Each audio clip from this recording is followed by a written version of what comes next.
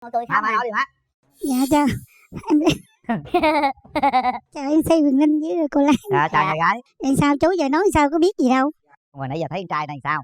Thấy cái cậu này có hiền quá rồi. Hai đứa nếu mà có duyên thì chấp nhận. Được hiền không? quá được không má? Chưa biết đi 21 về. 21 về hả? Mà sao nãy giờ má cười dữ vậy? Con chào chú Quyền Linh. Em chào chị Ngọc Lan. Dạ em thay thế lời của má với lại ba em nói. Chú Quyền Linh kiểu như nói câu nào là với má con là cũng có duyên hết. Ủa vậy đó hả? Dạ. Má con nhà có coi chương trình Bấm Dạ Linh con Hậu? ngoài luôn. Vậy đó hả? Dạ. Trời ơi, Đồ tôi không vậy đó hả cô? 3 giờ đêm cũng coi luôn. Mê chú Quyền Linh với chị Ngọc Lan lắm. Em cảm nhận là anh là một người khá nhút nhát đúng không ạ? Nhút nhát và hơi kiểu không có được chủ động lắm. Em là một người khá là chủ động. Tại vì có thể là trong môi trường làm việc em giao tiếp cũng nhiều á. Thì mình cũng có để dành nhưng mà do em gái mình giữ hết. Em gái thì có đi mua đất nên là mình có đưa tiền cho em gái giữ thôi. Em gái giữ nó có trả lại không? Quan trọng là cái đó đó. Khi mà có gia đình thì sẽ trả. Tại sao anh lại không giữ được mà là em gái anh giữ à? Anh giữ thì nhưng mà mình để đi đầu tư. Ví dụ em gái nó có mua đất hay gì thì đầu tư cho nó phát triển lên. Mua được mấy miếng rồi. Cái này cũng không rõ, không rõ. Em tên là Lâm Thùy Linh ạ. Hiện tại là em 25 tuổi và em đang kinh doanh chuỗi bà Sáu gà đầu dưỡng sinh ạ. Thùy Linh quê ở đâu vậy? Dạ em quê ở đây ạ. Ở đây là ở đâu? Dạ quê ở Sài Gòn. Mẹ em là người Quảng Ngãi, còn ba em là người Sài Gòn. Ở đây là em đang sống với ba mẹ luôn đúng không? Dạ đúng ạ. Quận mấy Linh? Dạ em ở quận 11 ạ. Quận 11 thành phố Hồ Chí Minh. Rồi, mời bà nhà trai. Em xin chào anh Quyền Linh, chị Ngọc Lan và quý vị khán giả. Chào nhà trai. Em là Toàn và sinh ra và lớn lên ở miền đất Quảng Nam yêu thương. Em làm công việc gì Toàn? Hiện tại là em là kỹ sư xây dựng, đang công tác tại Bình Phước. Tức là ở Bình Phước luôn đúng không? Hay làm công tác thời gian rồi? Công tác thời gian. Tức là bây giờ cơ quan đang điều đi Bình Phước thời gian. Dạ. Rồi em lại về Quảng Nam hay sao? Công ty là trụ sở ở Sài Gòn. À rồi. Toàn là có mấy anh em? Gia đình em là 7 anh em. 7 anh em. Em thứ mấy? Em là thứ 5. Sau lưng em là còn 2 em gái. 2 em gái nữa. Bây giờ thì nhà gái cho nhà trai biết ưu điểm khuyết điểm đi nào. Đúng rồi, ưu điểm là gì, khuyết điểm là gì? Dạ. Ưu điểm của em thì em nghĩ em là một người khá độc lập á chị. Từ lúc mà em 18 tuổi là em đã độc lập tài chính. Em kiểu em cũng có thể tự chi trả nhiều như là học phí hoặc là sinh hoạt của mình á. Ủa mà đi học rồi tiền đâu mà tự chi trả chi phí học tập?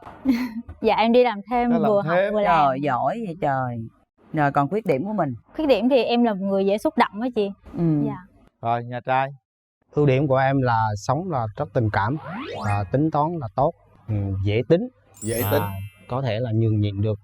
Khuyết điểm là đôi lúc thì có bừa bộn một tí. Bừa bộn hả? Có bia bọt không? Bia thì em có nhưng mà không nhiều. Dạ em không hút thuốc.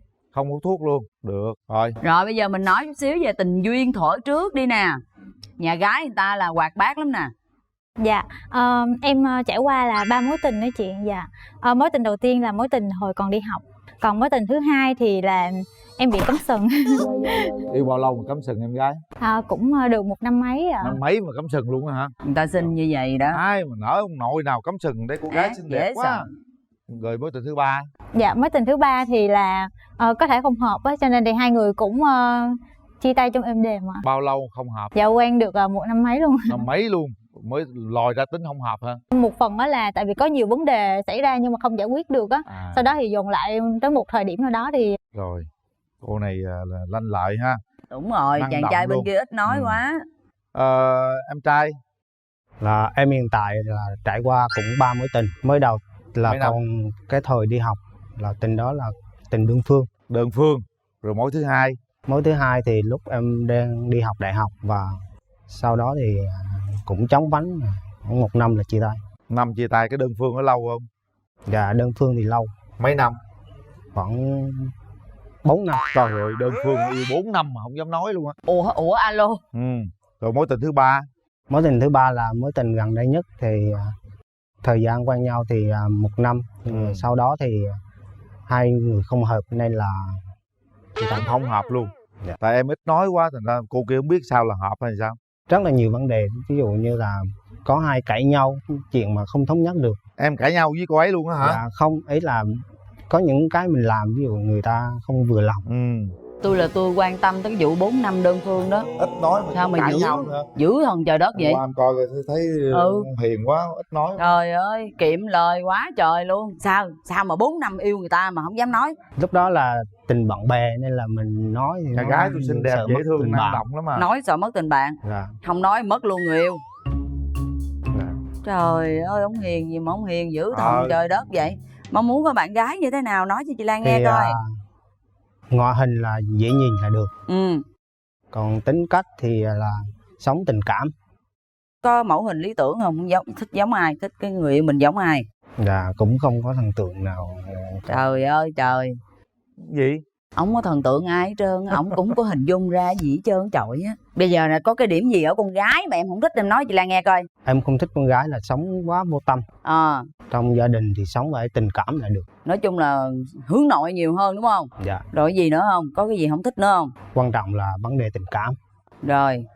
Rồi giờ cô gái nói cho chị Lan nghe đi, mẫu hình bạn trai em thích là cái gì? Mẫu hình bạn trai em thích là một người sống mũi hơi cao một xíu. Dạ. Sống mũi cao làm chi? Tại vì theo em nghĩ là sống mũi cao thì nhìn gương mặt mình sẽ ưa nhìn á. Dạ. Chỉ có xẹp lép rồi không yêu cũng được hả? Dạ, nếu mà thấp thì miễn là mình dễ nhìn là được ạ. Rồi sao nữa? Dạ, cao hơn em và đồng thời là một người trưởng thành, trưởng trạc. Thích da trắng hay da đen? Dạ, da mình da người châu Á mình là da vàng á, cho nên là da vàng là cũng được. Dạ. Vàng khè được không? Nó hơi vàng quá đó, được không em? Nó hơi đậm. Dạ được. Dạ được. Em ghét điều gì ở đàn ông nhất là em gái? Em không thích ở người đàn ông là một người gia trưởng, nhậu nhẹt, hút thuốc và đồng thời là một người hơi so đo tính toán. Bên đây là không có gia trưởng nổi đâu á. Nếu em gặp người đàn ông mà em hỏi gì mới nói, không hỏi thì thôi thì sao?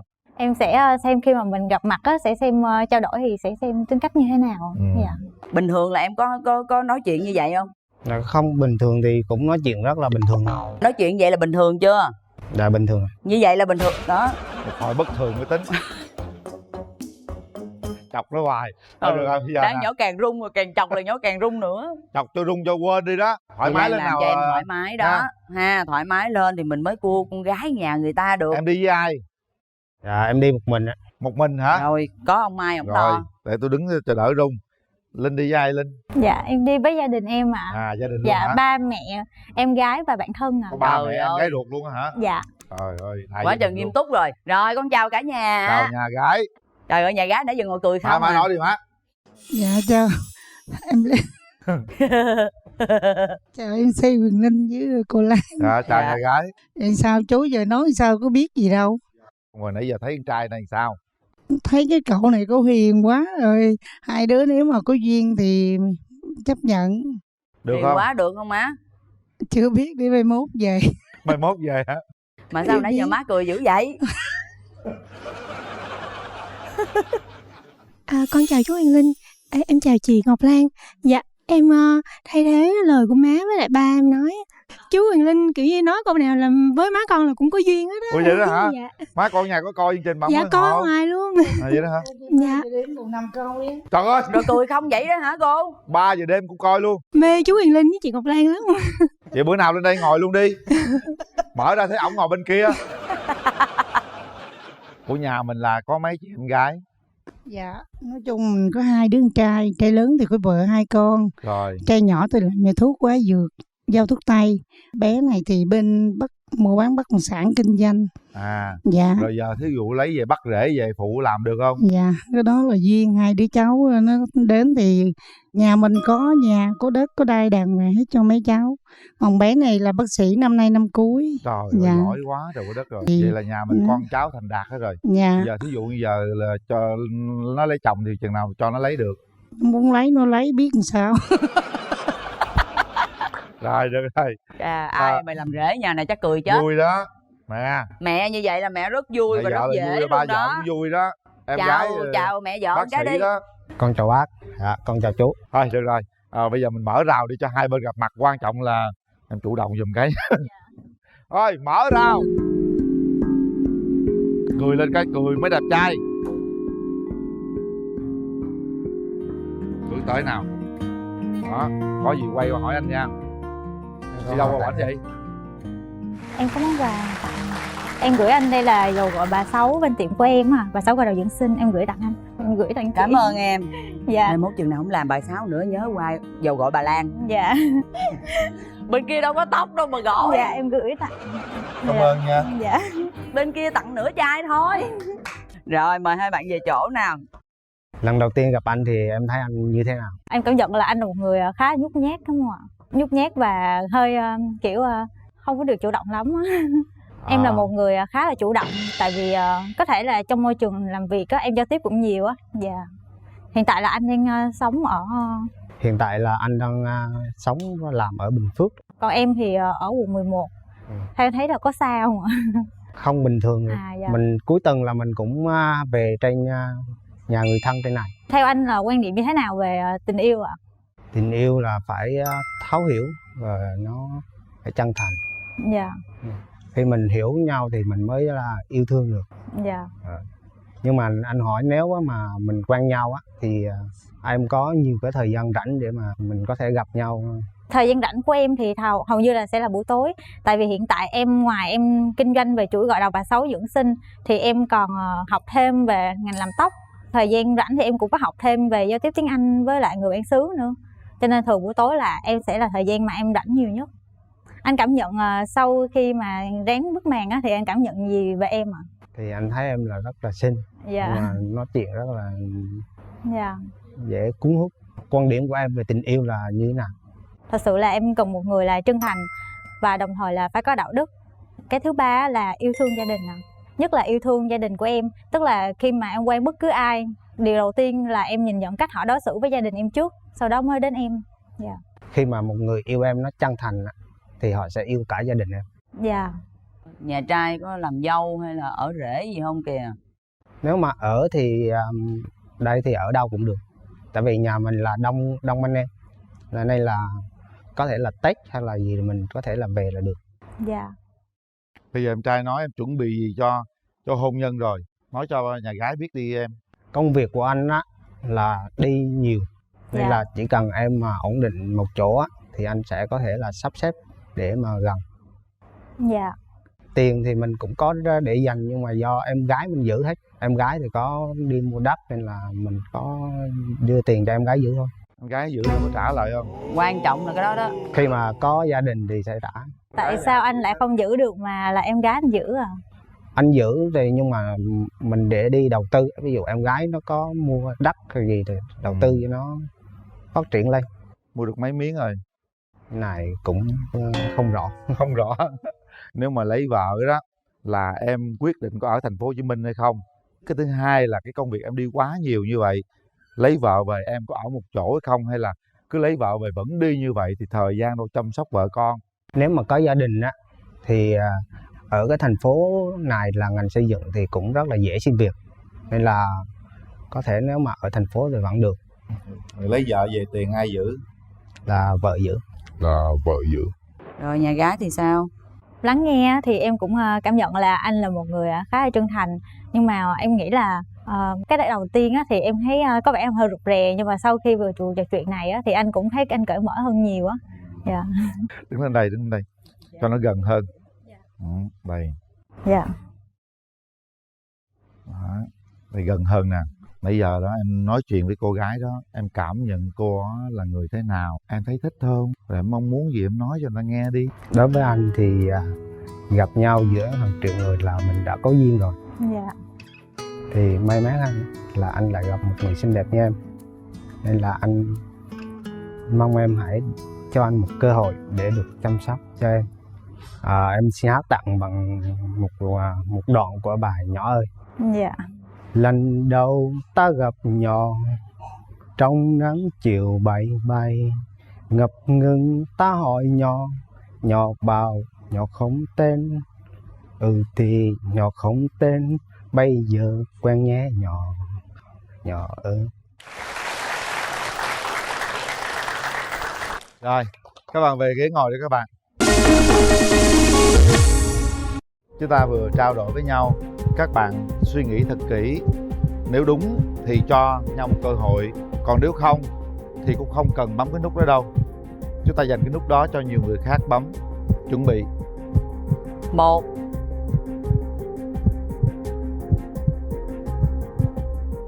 2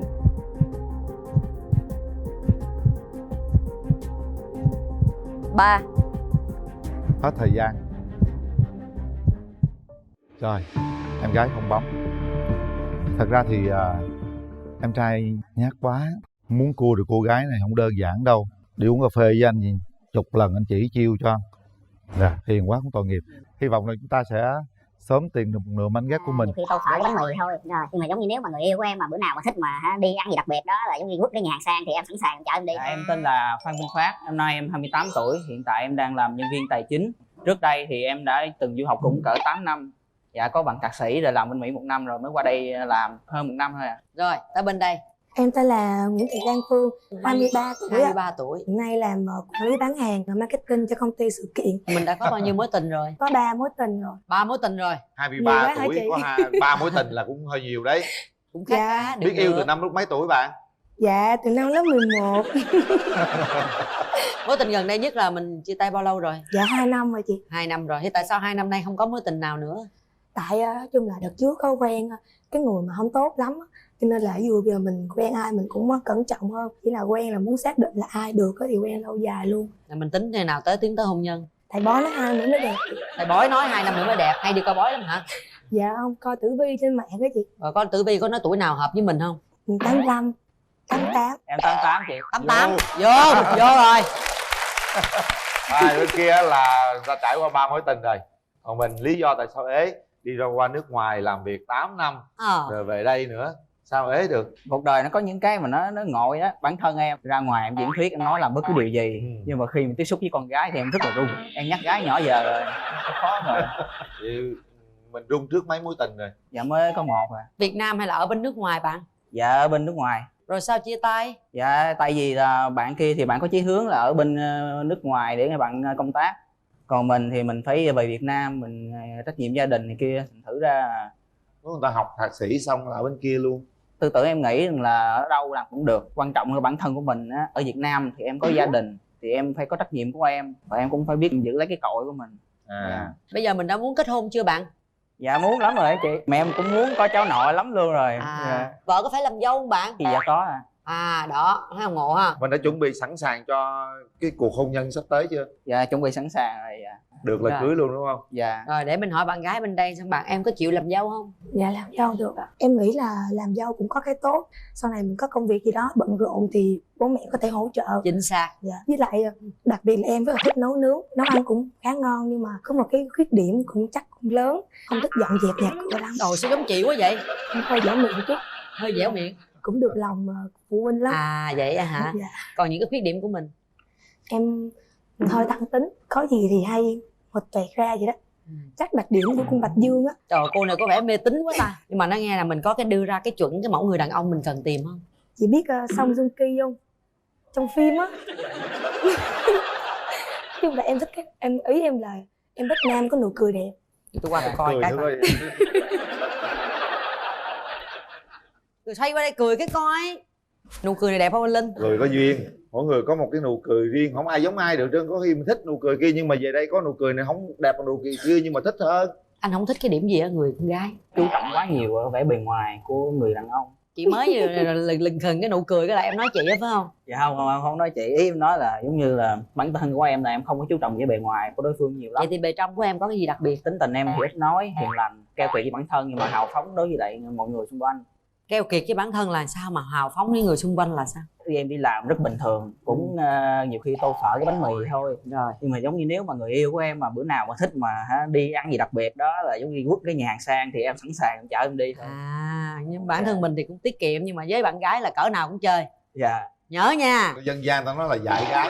Cái đó gọi là ga lăng lịch thiệp chứ có gì đâu. Với lại vợ mình phải sợ chứ, phải học hỏi anh Linh, vậy là gia đình hạnh phúc vững bền. Đúng không em? Quên, đi học 8 năm ở bển về ít nhất phải có tiếng Anh rồi gì chứ, làm bạn hát tiếng Anh rồi gì coi. Giờ bắt đầu nói chuyện với Di Tường bằng tiếng Anh đi. Thôi khỏi, có qua hát tiếng Anh đi cưng. 2, 3. You must believe fairy tales come true ever after happily. Dreams come true, just believe in me. Sao ta hát mà anh Linh gãi đầu vậy? Anh không hiểu. Sao Nó mà kể về mối tình giữa hai người mà muốn là giống như nó trở thành một cái chuyện cổ tích như vậy đó. Rồi. không còn nói nghe nè, sao hát giống đọc quá vậy? Em đâu nói em hát hay đâu chị. Người ta có cái khiếu thì dịch ra vậy thôi được rồi, đừng có đòi hỏi lớn quá. Em biết hát mà dễ em, thương biết hát rồi. mà em. Em làm hát, bạn hát gì mà cho nó xôm xôm lên cơ, anh kia anh hát buồn quá à. Dạ. Anh kia anh hát buồn nhưng mặt anh dễ thương lắm, rất là thân thiện, rất có hậu luôn. Hôm nay em thích hát dữ lắm luôn mà tự nhiên em bị cúm. Kệ nó sao đâu, hát cúm hát đâu có hát cúm. Giọng em hát được đó. 2, 3. 2 a.m. and the rain is falling. Thôi khó quá, bỏ qua luôn đi. Bỏ qua đi anh. Em cúm rồi. Đoạn nó cho qua đi. Mình sẽ cùng giao lưu với người thân để xem ý người thân thế nào ha. Hôm nay mình đi có ai đi theo ủng hộ mình không? Dạ, có bạn thân nhất mới từ Đồng Nai lên tham dự. Từ Đồng Nai lên tham dự luôn. Rồi bạn thân đâu? Dạ em chào anh Quỳnh Linh và chị Cát Tường. Rồi chào em. Em thấy anh bên đó như thế nào? Có hợp với bạn mình không? Dạ hợp đấy ạ. Thấy nụ cười anh đẹp không? Dạ cũng rất là có duyên ạ. Em có bao nhiêu anh em? Dạ em chỉ có một thằng em thôi à. Có thằng anh nào không? Dạ không. Hôm nay ngoài em trai của em có mẹ em hả? Dạ có. Quá tốt rồi. Bây giờ chúng ta sẽ hỏi ý kiến của cô thế nào. Phát là người đàn ông của gia đình, thật thà hiền lành. Chính vì chỗ đó nó hơi kém như bạn gái. Thật thà chất Phát, từ từ sẽ có cái gì quý báu sẽ tự tìm đến. Mời em trai của Phát. Em thấy tình hình có phát triển được không? Dạ em thấy là có thể phát triển được á, tốt luôn á. Tốt luôn ha. Dạ em thì không dám có ý kiến cho anh hai nhiều, nhưng mà có cơ hội thì có thể thử. Thử gì? Thử hẹn hò hả chị? Thử hò thiệt luôn chứ thử gì nữa. Em có câu nào em muốn nói với bác không? Dạ. Bác ơi, bác có khó tính không vậy? Mình rất là thích người phụ nữ của gia đình, biết nấu ăn là tốt rồi. Không, anh nghĩ một người mẹ mà đến đây thì một người mẹ rất là hiểu tâm lý của con. Và người mẹ này không có khó tính đâu em. Không thì thật sự mẹ em không có khó tính. Không có khó đâu. Mà chỉ có nhiều khi lâu lâu dễ bực. Đúng rồi, có chuyện bực phải la lên chứ. Nhưng mà đây cũng phải là một bà mẹ chồng khó tính ha. Dạ, không có đâu. Đây là bà mẹ rất hiện đại. Anh thấy được rồi đó. Em về làm dâu về được đó. Có gì anh chịu trách nhiệm cho. Mẹ là tán thành rồi đó. Em trai cũng đồng ý, thấy cũng hợp lý rồi. Còn điểm gì nữa ta hỏi trực tiếp với nhau luôn cho nó rồi, dễ. chúng ta kéo màn lên đi.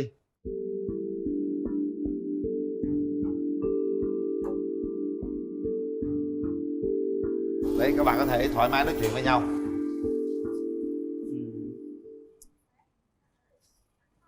Nhắc tuồng, trời ơi, để mẹ nhắc tuồng nữa. Phát ơi, nó chết rồi. Tại em. Thấy chưa? Mẹ vậy là không bao giờ khó tính, mẹ ga lăng hơn con luôn nữa. Cho anh hỏi quan điểm tình yêu của em đó giờ sao? Tình yêu là chỉ có một thôi, không có chia 5 xẻ 7 gì hết trơn. Tính em có hay ghen không? Ghen miệng thôi nhưng mà tin thì nhiều hơn là ghen. Anh có lăng nhăng không? Không, anh đó giờ anh chung thủy. Anh thấy em sao? Nhìn em dáng đẹp. Không, em mập lắm. Thật sự đối với anh thì hình dáng bề ngoài nó không có nặng lắm, quan trọng là cái tâm hồn. Nhiều khi em nóng á, em cũng hay xấu tính một chút, nhéo rồi đúng. Anh có thoải mái không? Thà là em nhéo em ấy thôi chứ em đừng im lặng anh sợ. Nhéo nhưng mà nhéo vừa thôi, nhéo yêu thôi chứ nhéo đau quá bầm tím người ta cũng không được nha. Nhéo chỗ kính á, nhiều khi cái mặt của người ta vậy mà cắn nhéo lên chở người ta đi làm không được đâu ạ. Dạ. Thấy nụ cười anh đẹp không? Dạ cũng dễ thương. Vậy được rồi, lấy nhau là con cái rồi sao? Con cái là của trời thôi chứ Ảnh cho phải đẻ chứ của nào mà trời cho.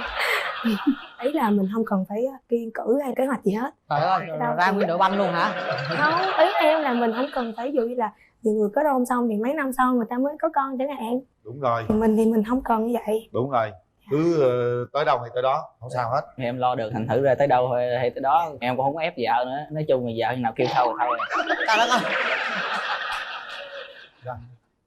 Ta sẽ có 3 tiếng đếm để quyết định đồng ý hẹn hò hay là không hẹn hò. Chọn hay không chọn? Đồng ý thì nhấn vô. Suy nghĩ cho thật kỹ bạn nhé. Rồi mời bạn nam để tay nút bấm. 1 2 3.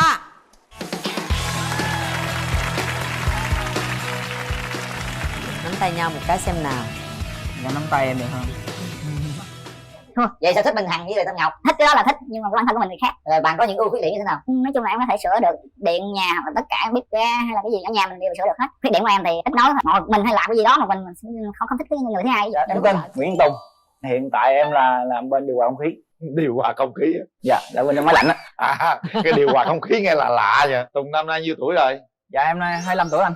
25 tuổi. Bạn quê đâu? Dạ quê ở Gò Công Tây, Tiền Giang. Lên thành phố Hồ Chí Minh lâu chưa? Lên thì cũng 3-4 năm rồi anh. Hôm nay muốn lấy vợ chưa? Nhà cũng hối nhưng mà chưa kịp để kiếm người. Đó giờ chưa kiếm được người nào hả? Dạ kiếm được rồi nhưng mà chưa hợp ý. Sao thì mới hợp ý bạn? Tính em hơi khó, nói em hơi cọc cằn hay là làm mệt một cái gì giống như gia trưởng. Tính này căng rồi nha. Không phải là gia trưởng hẳn, nói chung là mình có một cái phong cách riêng của mình. Linh thì sao? Linh nói một chút xíu về bản thân mình. Nói một cách chi tiết là có bao gồm là trẻ con nè, già nè, lùn nè, xấu nè, nói nhiều nè, nói nhiều khi nói nhảm nè, rồi bla bla bla vân vân mây là rất là nhiều. Một bên thì khó nói, một bên thì nói quá trời, là còn bla bla bla bla bla bla có nghĩa là còn dài lắm á. Lúc vui thì em thích dọn dẹp nhà cửa, lúc buồn em cũng thích dọn dẹp nhà cửa, không buồn em cũng thích dọn dẹp nhà cửa. Là người rất sạch sẽ ngăn nắp đúng không? Em ơi, nhưng mà chàng trai bên đây hơi cọc cằn, gia trưởng em có sợ, có lo lắng gì không? Thì hồi trước em cũng có học võ nhưng mà em học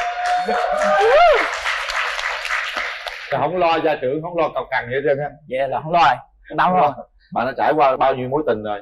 Dạ anh là 2 mối tình. Lý do là cọc cằn rồi gia trưởng ta không thích ta chia tay? Không, mối tình đầu của em thì là thì nó xa xôi quá, với hai nữa cái tính của mình với bạn đó không hợp thì mình rút lui. Còn bạn thứ hai? Bạn thứ hai thì mấy tháng mình có quen thử thôi nhưng mà thấy thương, nhưng mà quen thử nữa. Quen đó là mình mấy tháng là mình quen thử để mình, nhưng mà thấy cái phong cách của nó không giống với mình thì mình dừng lại. Mà trai miền Tây á là nhậu dữ lắm nè bạn, quất được mấy xị? Trước khỏe thì em được cái lít nhưng bây giờ em được chừng khoảng mấy xị. Mấy là mấy? Chừng xị là xỉu rồi. Phải không? Dạ. Trời ơi, có thích bạn trai nhậu không? Dạ nếu mà nhậu mà ví dụ có nhậu á, mà nhậu với ba em á, một là nhậu xong rồi ngủ đi. Rồi em thích một cái mẫu người bạn trai là người như thế nào? To, cao, cảm giác là nhìn vào là sạch sẽ. Ví dụ gặp em thì phải sạch sẽ, sau lưng em sao em không biết, đập vào mắt mình là thấy mình sạch sạch với thơm thơm với ngon ngon là được rồi. Ngon là sao trời? Ngon là sao? Thì cảm giác là thơm thơm rồi, ý đại loại vậy thôi. Dạ. Không, nhưng mà nghề máy lạnh thì nó bụi mà nó dầu nhớt nhiều lắm, em nghĩ như thế nào? Ví dụ có gặp em thì cũng nên rửa hay gì đó cho nó sạch sạch tí. Em đã có mấy mối tình rồi? Dạ hiện tại hồi đó giờ là em chưa có mối tình nào gọi là đúng hết, là toàn là em đơn phương thôi. Em đem dắt cưa đi rồi em dắt cưa về, em tự đổ. Dạ. Có nghĩa là một mình yêu đơn phương, chưa có một cái mối tình nào gọi là bạn trai bạn gái hẹn hò thật sự hết? Dạ có một lần là cũng nói chuyện qua lại qua mạng rồi cũng gặp nhau ở ngoài, là bạn đó sinh năm 94, nhỏ hơn em. Thì hai người xem phim thì em dụ bạn đó coi phim ma. Em sợ. Dạ đúng rồi. Rồi có á được cú nào không? Dạ tại vì bạn nó cũng ngại nên cái em cũng bấu lên được thôi chứ em chẳng làm được gì hết á. Rồi bây giờ mình có cái điểm nào mà không thích về cái người đàn ông không, để chị coi cái chuẩn gì giờ mặt dạ. Làm mai cho em nè. Như bạn trai đó đừng có biết hát dở càng tốt. Thứ hai là đừng có lãng mạn, đừng có nghệ sĩ quá, em không thích người nghệ sĩ. Kỳ á. Mấy người mà hát hay á thì chót lưỡi đầu môi lắm chị. Em chỉ thích người nào ví dụ yêu em á thì đừng có nói là anh yêu em mà nói là anh thương em thôi, nghe nó chân thật hơn. Bên kia nghe chưa? Rút kinh nghiệm nha. Chút mở màn lên là anh thương em.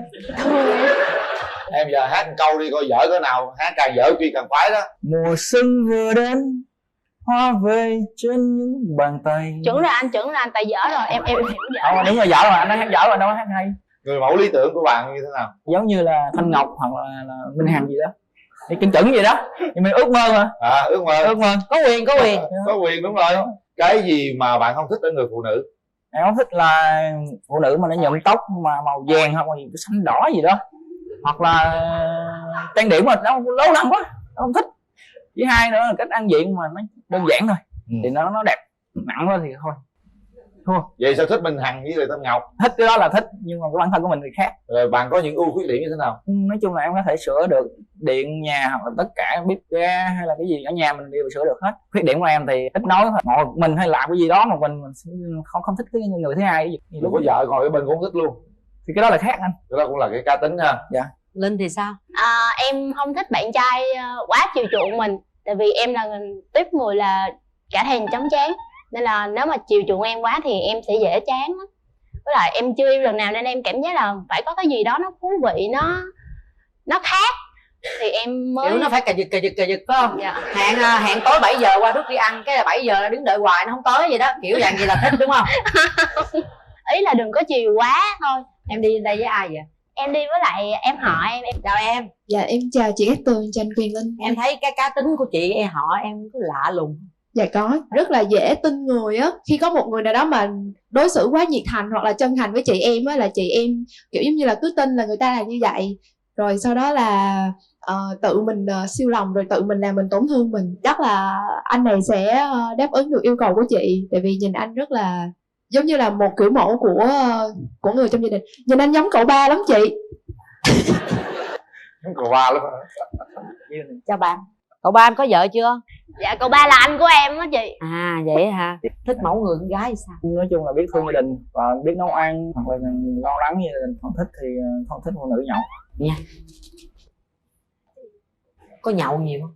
Em không biết nhậu. À ba em thì nhậu được chứ em không có nhậu đúng không? Em ngồi ngó nhậu hết hồn không sao. Được không có nhậu bạn ơi. Nói chung là nhậu không tốt đâu, phải không? Chào anh. Trời em giống anh bà lắm mà. Dạ anh ba chị mẹ nhà em á là ba mẹ em. Ủa vậy hả? Trời. Nhưng mà tại sao em thích lạ vậy? Thích cái người hát không hay, là thích cái người không chiều mình? Ít chiều thôi chứ không phải là không chiều. Chiều ít thôi, thậm chí không có càng tốt. Không. Chúng ta có 2 phút để cùng trò chuyện và cảm nhận về nhau. Kéo màn.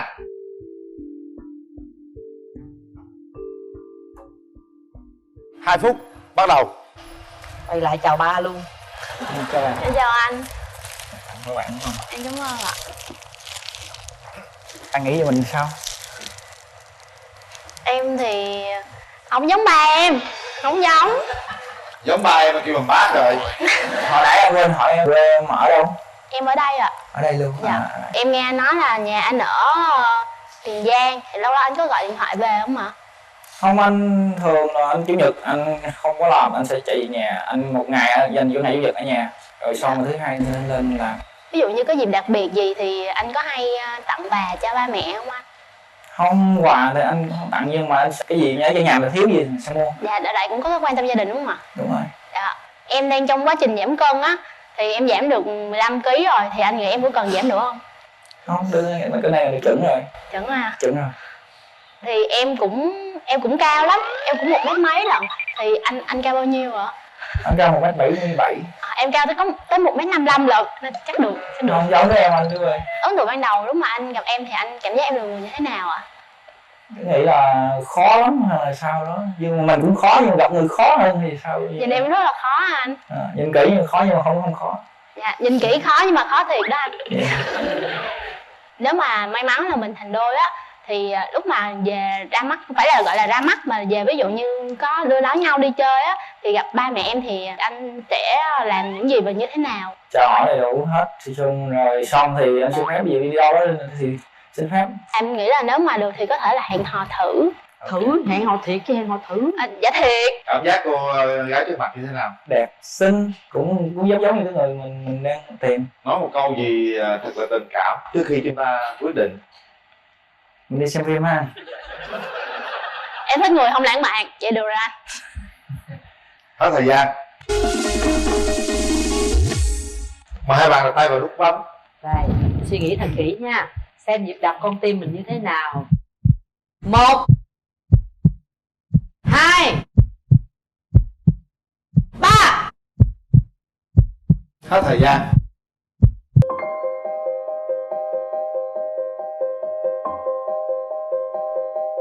Không, tôi rất là bất ngờ. Tôi nghĩ là bạn nữ sẽ bấm chứ. Tại vì em thật sự là em không thích người gia trưởng. Em không dám nói. Tại vì ba em là người gia trưởng nên Nãy giờ tôi thấy hai bạn trò chuyện nhau, tôi thấy rằng cũng hợp và hình như là tôi nghĩ chắc chắn là như 100% bạn nữ sẽ bấm. Anh với anh gia trưởng, tại vì khi anh muốn nói thử cái người gia trưởng thôi, người có đồng ý không? Tại vì anh có tính có lúc đôi lúc gia trưởng, đôi lúc là không. Anh phong cách anh là nói chung cũng hơi trầm trầm chứ không phải là gia trưởng. Hai người hai phong cách cũng lạ. Cũng là rất là tôn trọng quyết định của hai bạn. Mà Lý có lập trường rõ ràng, vui vẻ như vậy. Em có người yêu chưa? Từ đó giờ có chưa? Có rồi em. Mấy lần rồi? 1 lần à? Lâu chưa? 2 năm rồi. Chào em tên gì? Em tên Nguyễn Thị Kim Dung. Năm nay em 26 tuổi. Dung hiện gì đang làm nghề gì? Em là giáo viên tổng phụ trách của một trường tiểu học. Giáo viên tổng phụ trách là sao em? Làm những cái hoạt động đội ở trường tiểu học đó chị. À. Rồi để xem chàng trai ngày hôm nay sẽ là ai đây. Xin mời.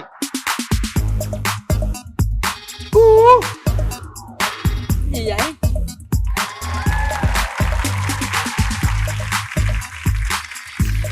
Chào em. Người nông dân nổi dậy hả? Em tên gì? Em tên Thiện. Tên Thiện. Em làm công nhân ở đâu? Em là quay phim ạ. Hả? Cái gì quay phim Tôi hả? nghi ngờ quá nha. Quay phim sao mang khăn rằn lắm chứ vậy? Đúng rồi, anh mấy nhà quay phim mưa mang khăn. Con đã lớn khôn về. Ủa thiệt á hả? Quay phim ngày nào cũng ngắm nhìn người đẹp hết trơn á. Quay người mẫu, quay hoa hậu, quay diễn viên, toàn là người đẹp không. Làm gì có chuyện tới đây là tìm người yêu. Thường quay những người nào nổi tiếng nào nói chứ rồi. Nhiều quá nhớ không nổi anh ơi. Nhiều quá hả? Có quay chị Cát Tường lần nào chưa? Tại Cát Tường không có nằm trong chín người đẹp. Sao? Trời ơi. Chết chưa? Được rồi, hãy đợi đấy nha cưng. Hỏi nha. làm gì để người ta nói chi vậy? Em phải trả thù giùm chị nha em. Em thấy chưa giờ thấy mạt sát phụ nữ, nhất là một phụ nữ đẹp như chị mà chưa chân bị chê là thấy chưa? Giờ em có thể tự giới thiệu về bản thân mình. Em cũng vui vẻ, hòa đồng với mọi người. Nhưng mà thường thì hơi mạnh mẽ một tí xíu. Mạnh mẽ là sao? Em không có được dịu dàng như những cô gái bình thường. Chị thấy là chị biết rồi. Tức là không có dịu dàng nổi loạn đúng không? Em có thể nổi loạn làm gì đâu, em nói chị nghe thử. Ví dụ như là những cái công việc ở trong nhà con trai mà có thể làm được thì em cũng có thể làm được. Ủa, có đó bình thường đâu có gì đâu nổi loạn. Nhưng mà em làm giỏi hơn con trai nữa anh. Làm giỏi hơn. Em biết quay phim không? Dạ em có thể làm diễn viên cho người ta quay. Đó. Cái vấn đề chính là cái chỗ đó đó. Bạn đó muốn làm diễn viên cho em quay được không? Cũng được. Cũng được. Anh hỏi thiệt em á, anh không tin em. Em đi quay gặp rất nhiều diễn viên người mẫu, người đẹp không? Tại sao em lại ế? Em đâu có ế đâu. Không ế tới đây chi? Tại em chưa có người yêu chứ đâu phải là ế. Mày biết trả lời quá ha. Em làm giáo viên rồi em làm cái công tác đoàn đội vậy nhiều thì chị nghĩ là em phải gặp gỡ nhiều thì không thể nào mà em không tìm được cho mình một người yêu. Những cái người mà em tiếp xúc toàn những em học sinh thôi, còn những anh chị phụ trách giống như em thì người ta cũng lớn tuổi, cái người ta cũng có gia đình hết rồi, cho nên là em cũng không có kiếm được. Nhưng mà ngoài cái công việc ở trường, thời gian rảnh em không có tiếp xúc, không đi đâu, không tiếp xúc với ai à? Dạ cũng có đi chơi với bạn bè chứ chị. Em cũng tự hỏi là mình cũng hiền lành, nghề nghiệp cũng ổn định mà sao em chắc có là hơi quá khó không? chịu. Có kén quá không? Dạ em đâu có kén gì đâu chị. Em muốn cái đối tượng của em là người như thế nào? Là cũng không cần đẹp mà cũng không cần xấu, chỉ cần là men là được rồi. Men như bên đó không có men rồi đó. Rồi cũng tính cách vui vẻ, hòa đồng, rồi trung thực đó chị, đừng có gian dối, em không thích. Thường là nghệ thuật là phải có gian dối. Trời ơi nói gì Tường? Em nói cái gì vậy? Giờ em có thích người đàn ông làm nghệ thuật không? Thì em thấy cái chuyện đó cũng bình thường thôi chị. Bây giờ anh hỏi em là cái mẫu người yêu của em á là mẫu người thế nào? Có bản lĩnh, có lập trường rõ ràng, vui vẻ. Em có người yêu chưa? Từ đó giờ có chưa? Có rồi anh. Mấy lần rồi? Một lần à. Lâu chưa? 2 năm rồi. Lý do tại sao lại chia tay?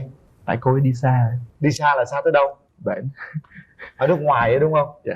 Rồi từ đó tới nay em ở vậy luôn, không có quen ai hết? Em ở vậy luôn, đúng rồi. Cái điều em không thích nhất ở người bạn trai mình là gì? Vô trách nhiệm, lụm thụm quá.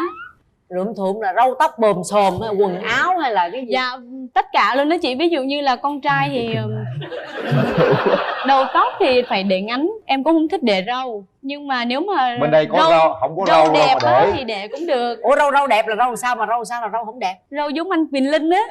Là đẹp hay không đẹp? Đẹp. Râu anh Quyền Linh là đẹp, nay Quyền Linh lên hương quá nha. Quần áo nữa thì gọn gàng. Đi đâu á thì mình mặc đồ phù hợp với cái mục đích mà mình đến á. Đây bình thường em mặc cái gì? Hả? Bình thường em mặc vậy đó. Cũng quần jean áo thun vậy đó hả? Dạ. Tại sao em là không thích cái người bạn trai mình lôi thôi? Đi chung với mình thì gọn gàng thì mình thấy thoải mái, mà mình cũng gặp mọi người bạn mình thì mình cũng tự hào chị. Nếu trường hợp bây giờ cái anh bên đó em kết rồi đó, mà bây giờ lượm thượm tóc tai thì bê bối, bây giờ em biểu em tuốt lại mà người ta không chịu thì bây giờ là bỏ hay là chấp nhận? Em nghĩ là có góp ý như vậy mà người ta vẫn không thay đổi. Người ta nghệ sĩ. Nghệ sĩ lượm thượm em ơi, râu đi tùm lum, ông này là râu đi lõm trõm, đầu tóc lù xù, quần áo lôi thôi lết hết. Thì em sẽ xử luôn. Xử thì sao? Là ví dụ như là râu ri thì em tự cạo cho luôn.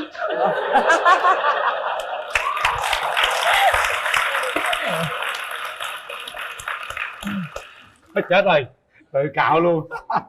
Qua tôi coi cái nè. Hello. Chào người đẹp. Họ đẹp cái gì mà đẹp?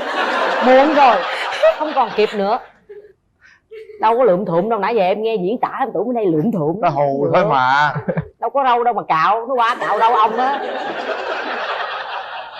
Được rồi, phiền quá. Xin chào cô giáo. Thấy phối hợp không? Thấy ấn tượng không? Hợp. Màu tím. Gì ông bị mù mặt? Không bị mù mặt không Linh? Màu xanh. Anh thích nó màu tím kệ anh. Màu xanh. Ủa, mỗi người có quyền cảm nghĩ của mình về cái màu đó chứ. Thôi màu tím. Quần này màu gì? Màu vàng. Vậy đi. Màu tím và màu vàng. Rất là dễ thương. Bây giờ em nghĩ là tới thời khắc cho đôi trẻ gặp nhau đi. Kéo màn lên. Ta có 2 phút để gặp gỡ và trao đổi với nhau. Chân dung anh ấy. 2 phút. Bắt đầu. Chào cô giáo. Chào bạn. Từ nãy đến giờ nói chuyện với bạn mà chưa có biết bạn bao nhiêu tuổi. Mình 27 tuổi. Bạn quay phim à? Vậy bạn có chụp hình không? Cũng biết. Mình rất thích được chụp hình đó. Mình thì không thích đi chụp hình lắm. Tiếp đi, trời ơi còn có 1 phút nữa, lẹ đi. Và mấy chị em. 7 anh chị em, gia đình nhà bạn. Xem đó. Mình là con 5 anh chị em. Bạn là con thứ mấy trong gia đình? Mình thứ tư. Mình thứ Út. Út không có đâu có quan trọng để bị hỏi cái tình yêu đi, cái gì vậy? Mình năng động mình tấn công luôn đi cưng. Chưa thấy ông quay phim nào ông chậm vô này chứ. Phạm như ngồi trước người đẹp rung mắc cỡ hay sao? Nhanh lên nha. Hả? Rung lắm. Tôi thấy nãy chặt chém tôi lắm mà đâu có rung gì đâu. Chủ động đi. Lấy nét. Bạn quan điểm như thế nào về tình yêu? Cần có sự chung thủy. Nếu mà đi đến được kết quả cuối cùng thì mới bắt đầu yêu, còn không thì thôi. Mình cũng giống như bạn vậy đó. Cũng cần sự chung thủy và rõ ràng. Không có giống, mình phải có quan điểm của mình chứ. Cái quan điểm đúng giống nhau vậy. Ta hỏi gia đình thì cũng là đời xem. Giờ ta hỏi tình yêu nó cũng giống. Không có sáng tạo. Khung hình thì không có sáng tạo. Nhanh lên, còn có 30 giây. Nhìn thẳng vô mắt nhau nói chuyện kìa. Đứa nhìn cái tường, đứa nhìn anh. Hết giờ. Bây giờ đặt tay ra sau thành ghế. Chúng ta sẽ có 3 tiếng đếm để quyết định chúng ta có đồng ý hẹn hò với nhau hay không. Đặt tay ra. Nếu đồng ý hẹn hò chúng ta sẽ nhấn nút, và không đồng ý có nghĩa chúng ta không nhấn nút. 3 tiếng đếm bắt đầu. 1. Từ từ. 2. Khoan. Chưa có 3. Và 3.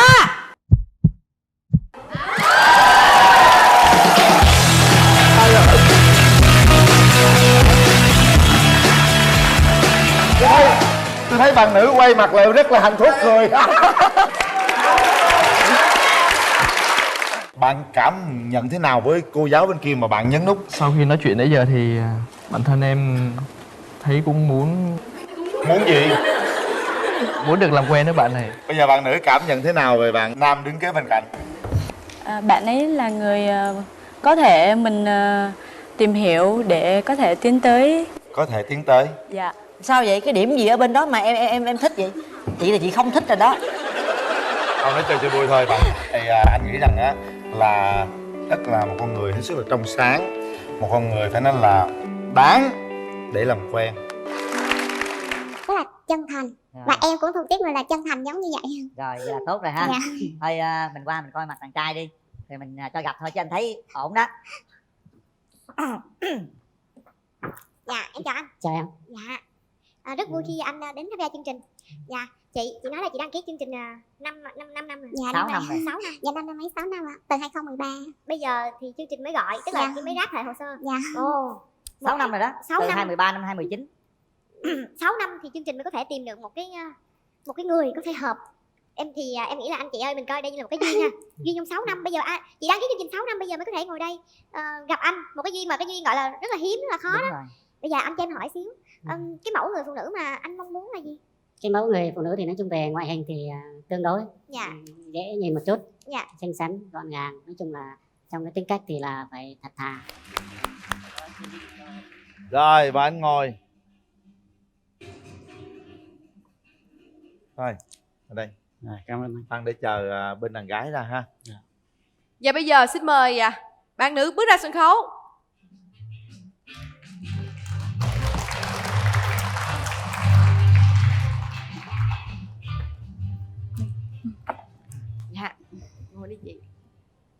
Bây giờ có hai người trên sân khấu rồi đó, một người bên kia hàng rào, bên người bên đây hàng rào. Mình nói lớn lên để cho bên kia nghe luôn ha. Rồi xin mời. Chào anh Quyền Linh, chào MC Nam Thư, chào bạn gái, chào quý vị khán giả. Chào anh. Mình xin giới thiệu, mình tên là Đỗ Văn Khánh, quê gốc ở Nam Định. Hiện nay thì mình đang sinh sống ở Bình Dương. Công việc và nghề nghiệp của mình thì là tài xế, làm trong khu công nghiệp Tân Cảng Sóng Thần. Cái công việc chính thì chủ yếu là soạn hàng bên hệ thống Lotte và giao cho các cái hệ thống. Tức là tài xế đi giao hàng. Cũng là đi trong ngày rồi về, chứ không có phải là giống như là đi biển biệt hoặc là đi xa. Nên là từ xưa giờ nhiều khi cũng có nhiều người hay thành kiến về tài xế hay đi xa rồi có cũng nhiều cái coi như đi gần thôi đúng không? Nên là Sáng đi đi trong chiều ngày. về. Anh nhiêu tuổi rồi? Dạ là sinh năm 1970. 70. Mời bên đàn gái. Dạ xin chào anh Quyền Linh, chào Nam Thư, chào quý vị khán giả trường quay cũng như là đang xem đài. Chào em. Em tên là Nguyễn Ngọc Như Thi, năm nay em 34 tuổi. Em đến từ Đồng Nai, hiện tại em đang là nhân viên văn phòng ở bộ phận là chăm sóc khách hàng.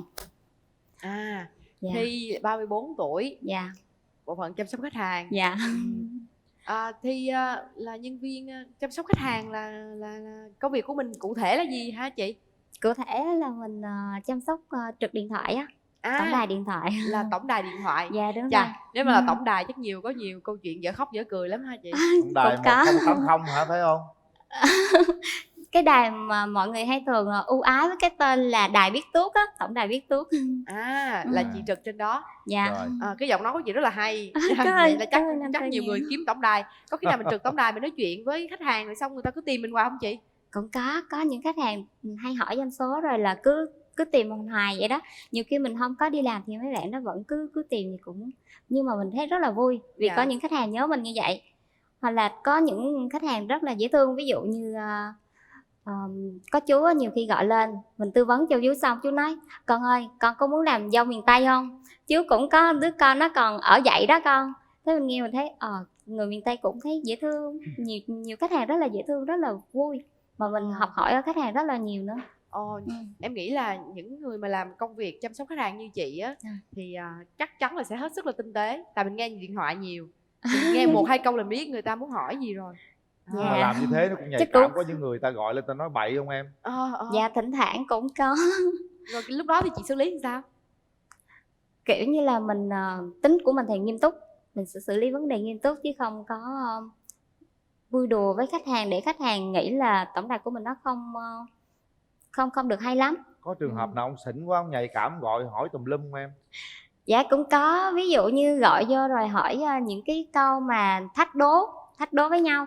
Ví dụ như khách hay hỏi là ở tỉnh nào là có 4 thành phố, hoặc là hỏi những vấn đề nó hơi tế nhị thì mình cũng không Có vấn hay đề lắm. nào không trả lời được không?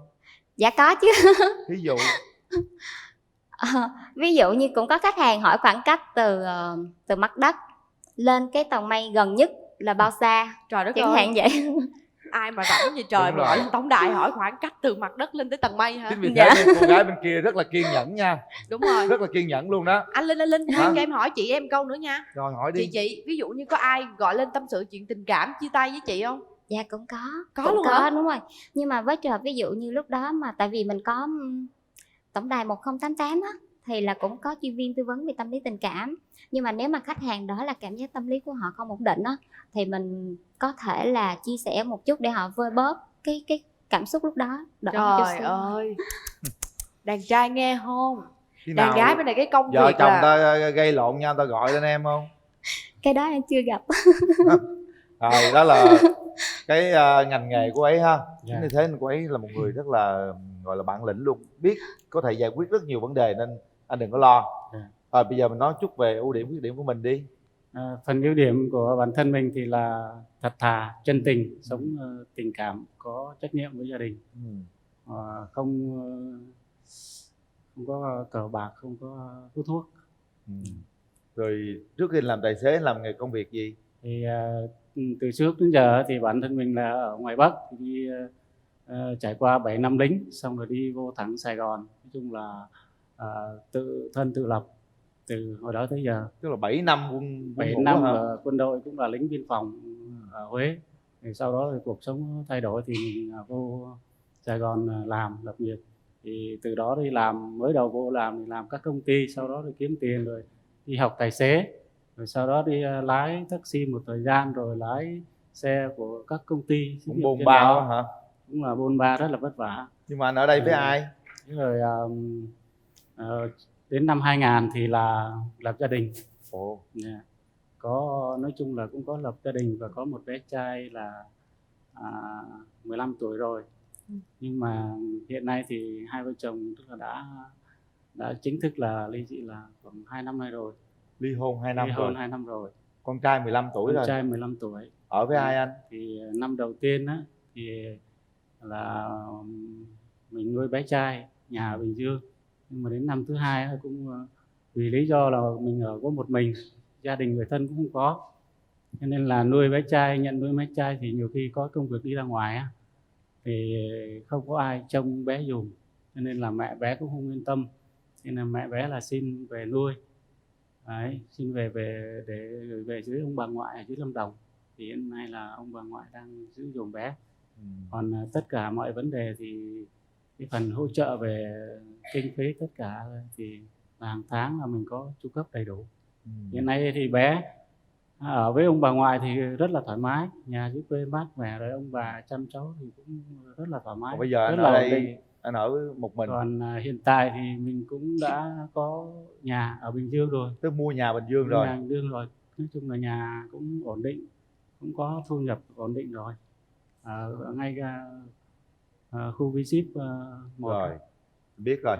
Đó là lý lịch trích ngang của bên đàn trai đó. Bên đàn gái đường tình sao? Dạ sao ạ? Bên đàn gái đường tình sao? Tức là trước giờ trải qua mấy mối tình rồi? Em thì rất là nghiêm túc trong vấn đề tình cảm, nên là em từ đó đến nay chỉ có một mối tình duy nhất thôi. Mối tình đầu của em là vào năm 26 tuổi. Thì là tụi em quen cũng được khoảng gần 3 năm. Cũng tính đến chuyện cưới hỏi, nhưng mà mình phát hiện là bạn ấy lăng nhăng. Thế là mình quyết định là dứt khoát chia tay luôn. Tại vì trong đầu của mình từ nhỏ cho tới lớn á, là mình suy nghĩ là không chấp nhận việc không chung thủy, không chấp nhận được việc đó, nên là nếu mà mình phát hiện ra vấn đề đó là mình dứt khoát. Nên là từ đó đến nay là cũng hơi lâu rồi, từ hồi đăng ký chương trình đến nay chắc cũng 5 năm mấy 6 năm rồi đó. 6 năm nữa hả? Dạ đúng rồi, cho anh đó. 6 năm nay chưa có mối tình nào hết. Dạ đúng. Nhưng mà nãy giờ em nghe anh bên đây đã từng lỡ một chuyến đò rồi đó. Dạ. Em có ngại điều đó không? Vấn đề đó thì nếu mà ở độ tuổi này, đến thời điểm này mà chưa có gia đình thì mới là có vấn đề. Nhưng mà đối với vấn đề của anh như vậy thì em thấy không có vấn đề gì hết. Vậy là tốt rồi ha. Thôi mình bỏ chuyện cũ đi, ai Dạ. cũng có những cái cuộc sống riêng, ai có những kỷ niệm, những ký ức này kia. Bây giờ mình làm lại từ đầu, biết đâu nó sẽ đẹp hơn. Dạ. Những ký ức của mình thì sao? Dạ. Em muốn tìm một người đàn ông của mình như thế nào? Người đàn ông mà em muốn bước với em trong cái cuộc đời sắp tới á, là em cần một người đầu tiên là phải là chung thủy. Chung thủy. Sau đó là nhân hậu. Bởi vì em nghĩ những người nhân hậu là những người sẽ suy nghĩ cẩn thận trong cái lời nói và hành động của mình, thì sẽ không có gây tổn thương đến cho người khác. Điều đó có nghĩa là em sẽ không phải chịu sự lừa dối hay gì đó. Và tiếp theo đó là người đàn ông cần có tài. Đàn ông lúc nào phải có tài, đó là chuyện đương nhiên. Thì nếu một người với cái chí cầu tiến á, thì em nghĩ là vấn đề nghèo khó mình không phải lo vấn đề đó nữa. Đó, tức là những vấn đề mà em cần chủ yếu là về cái nhân cách của anh ta nhiều hơn. Rồi, nãy giờ em nói thì em cảm nhận ảnh như thế nào? Em cảm nhận anh bên đó là anh có sự trưởng thành, chín chắn, và ảnh tức là chân thành. Rồi. Và em cũng thuộc tiếp người là chân thành giống như vậy. Rồi, vậy là tốt rồi ha. Dạ. Thôi mình qua mình coi mặt đàn trai đi, rồi mình cho gặp thôi, chứ anh thấy ổn đó. Dạ, em chào anh. Chào em. Dạ, rất vui khi anh đến tham gia chương trình. Dạ, chị nói là chị đăng ký chương trình 5 năm rồi. Dạ, 6 năm rồi. 6 năm. Dạ, năm mấy 6 năm ạ, từ 2013. Bây giờ thì chương trình mới gọi, tức là Dạ. mới ráp lại hồ sơ. Dạ. Ồ, 6 năm rồi đó. 6 từ năm. 2013 năm 2019. 6 năm thì chương trình mới có thể tìm được một cái người có thể hợp. Em thì em nghĩ là anh chị ơi, mình coi đây như là một cái duyên ha. Duyên trong 6 năm. Bây giờ chị đăng ký chương trình 6 năm bây giờ mới có thể ngồi đây gặp anh. Một cái duyên mà cái duyên gọi là rất là hiếm, rất là khó. Đúng đó rồi. Bây giờ anh cho em hỏi xíu, cái mẫu người phụ nữ mà anh mong muốn là gì? Cái mẫu người phụ nữ thì nói chung về ngoại hình thì tương đối dễ nhìn một chút, xinh xắn, gọn gàng. Nói chung là trong cái tính cách thì là phải thật thà. Mình rất ghét những người là giả dối, cho nên là thật thà, trung thủy và hướng về gia đình, có trách nhiệm, quan tâm, chia sẻ.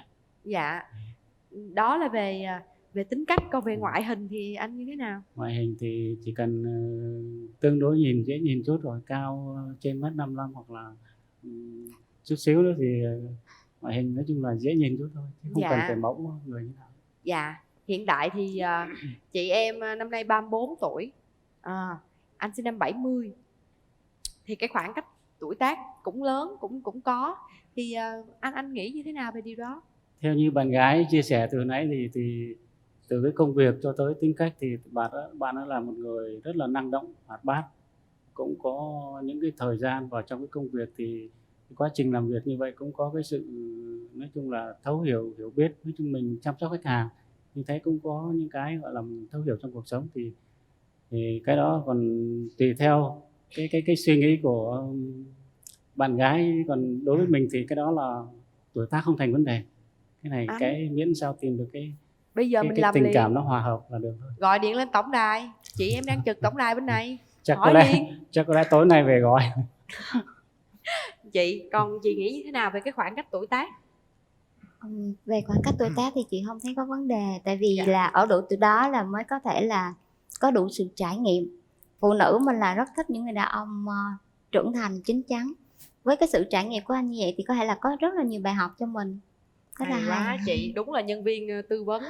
Thực sự là cái giọng nói của chị là nó ngọt ngào rồi, với cách chia sẻ của chị em thấy thực sự là hai anh chị rất hợp. Bởi vì chị là người lắng nghe điện thoại thôi, thậm chí có thể chia sẻ với một người hoàn toàn xa lạ, huống chi là người thân quen của mình nữa. Rồi bây giờ là mình tới phần giao lưu với người thân ha.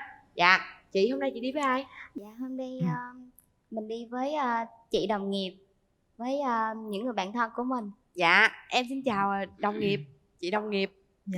Dạ, xin chào MC Quyền Linh, chào em Thiên Linh Thư và tất cả các khán giả trong trường quay. Mình là đồng nghiệp và cũng là coi như là chị gái của bé Thi. Bởi vì rất là thương bé Thi, coi như một em gái trong thật sự. Thì bé Thi rất là hòa đồng, vui vẻ, nhiệt tình và rất là tình cảm, sống biết trước biết sau. Và anh bên đây thì chị nghĩ là cũng hợp với những cái mà tiêu chuẩn em đưa ra, bởi vì anh cũng rất là phúc hậu và có công việc cũng ổn định. Chị nghĩ là em tùy em ha. Cảm ơn chị. Dạ, cảm ơn chị. Anh trai đi với ai? Dạ, hôm nay đi với anh bạn thân với lại hai cháu, một cháu gái đang học trường đại học Nguyễn Đức Thành. Rồi, chào anh. Xin chào anh Quyền Linh và chị Nam Thư và khán giả trường quay. Tôi là Trần Văn Lực, coi là tuổi sinh năm 70, cùng có bạn đồng nghiệp và bạn thân chí cốt từ quê Nam Định vào sinh sống ở Sài Gòn. Nhưng mà anh em từ lúc ở quê ra đi bộ đội và ý là đã xa cách nhau 32 năm. Anh em mới gặp nhau được 6-7 tháng nay là mới bắt liên lạc được.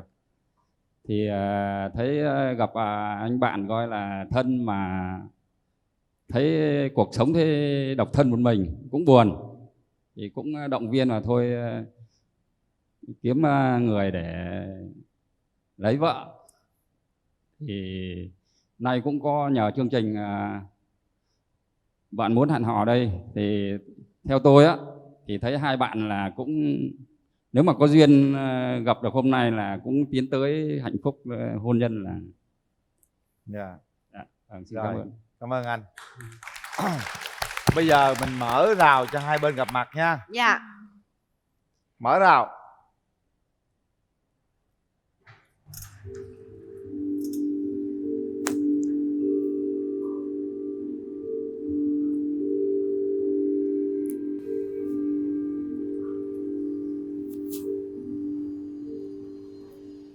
đầu đi anh trai. Chào em. Chào anh. Anh có lớn là tăng. Dạ cảm ơn anh ạ. Đây chị, đây ở đây. Dạ em cũng muốn quà gửi cho anh. Rồi, đây cảm là ơn em. cái tinh dầu thơm có thể là giúp tinh thần của mình sảng khoái. Hy vọng là anh có thể là minh mẫn hơn khi trong lúc lái xe. Quá tâm lý luôn. Dạ, ưu tiên cho em là nữ, em có gì hỏi anh, và em có cái sự cảm nhận gì từ hồi nãy mình chia sẻ qua cái bức rèm này? Thật ra em đang run. Mình thấy Dạ. Tuy là tại vì công việc của em chỉ trực tổng đài qua điện thoại tiếp xúc với khách hàng, nhưng mà giao tiếp trước đám đông như thế này thì hơi run, hơi hồi hộp. Thì không biết là anh thường vào thời gian rảnh á, thường anh có sở thích làm gì? đối với anh thời gian rảnh thì nói chung là đi uống cà phê hoặc là nghe nhạc với bạn bè. Ngoài ra anh có sở thích gì đặc biệt hay không? Nó là Sở lạ thích của vậy anh đó. ấy thì nói chung lâu lâu cuối tuần hay là những ngày lễ thì anh em có tụ tập bạn thân gia đình đó thì cũng có nhậu nhẹt chút đỉnh rồi karaoke. Vậy thôi. Em cũng thích cái không khí gia đình ấm áp như vậy. Anh thì cũng thường rèn luyện sức khỏe nên là tập thể dục, đi bộ hoặc là chạy bộ gì đó. Em cũng rất là thích chạy bộ và cũng có thỉnh thoảng cũng hay tập thể dục. Cho anh hỏi này nhá. Dạ. Thế với công việc của em thì thường là em làm cái thời gian làm là như thế nào?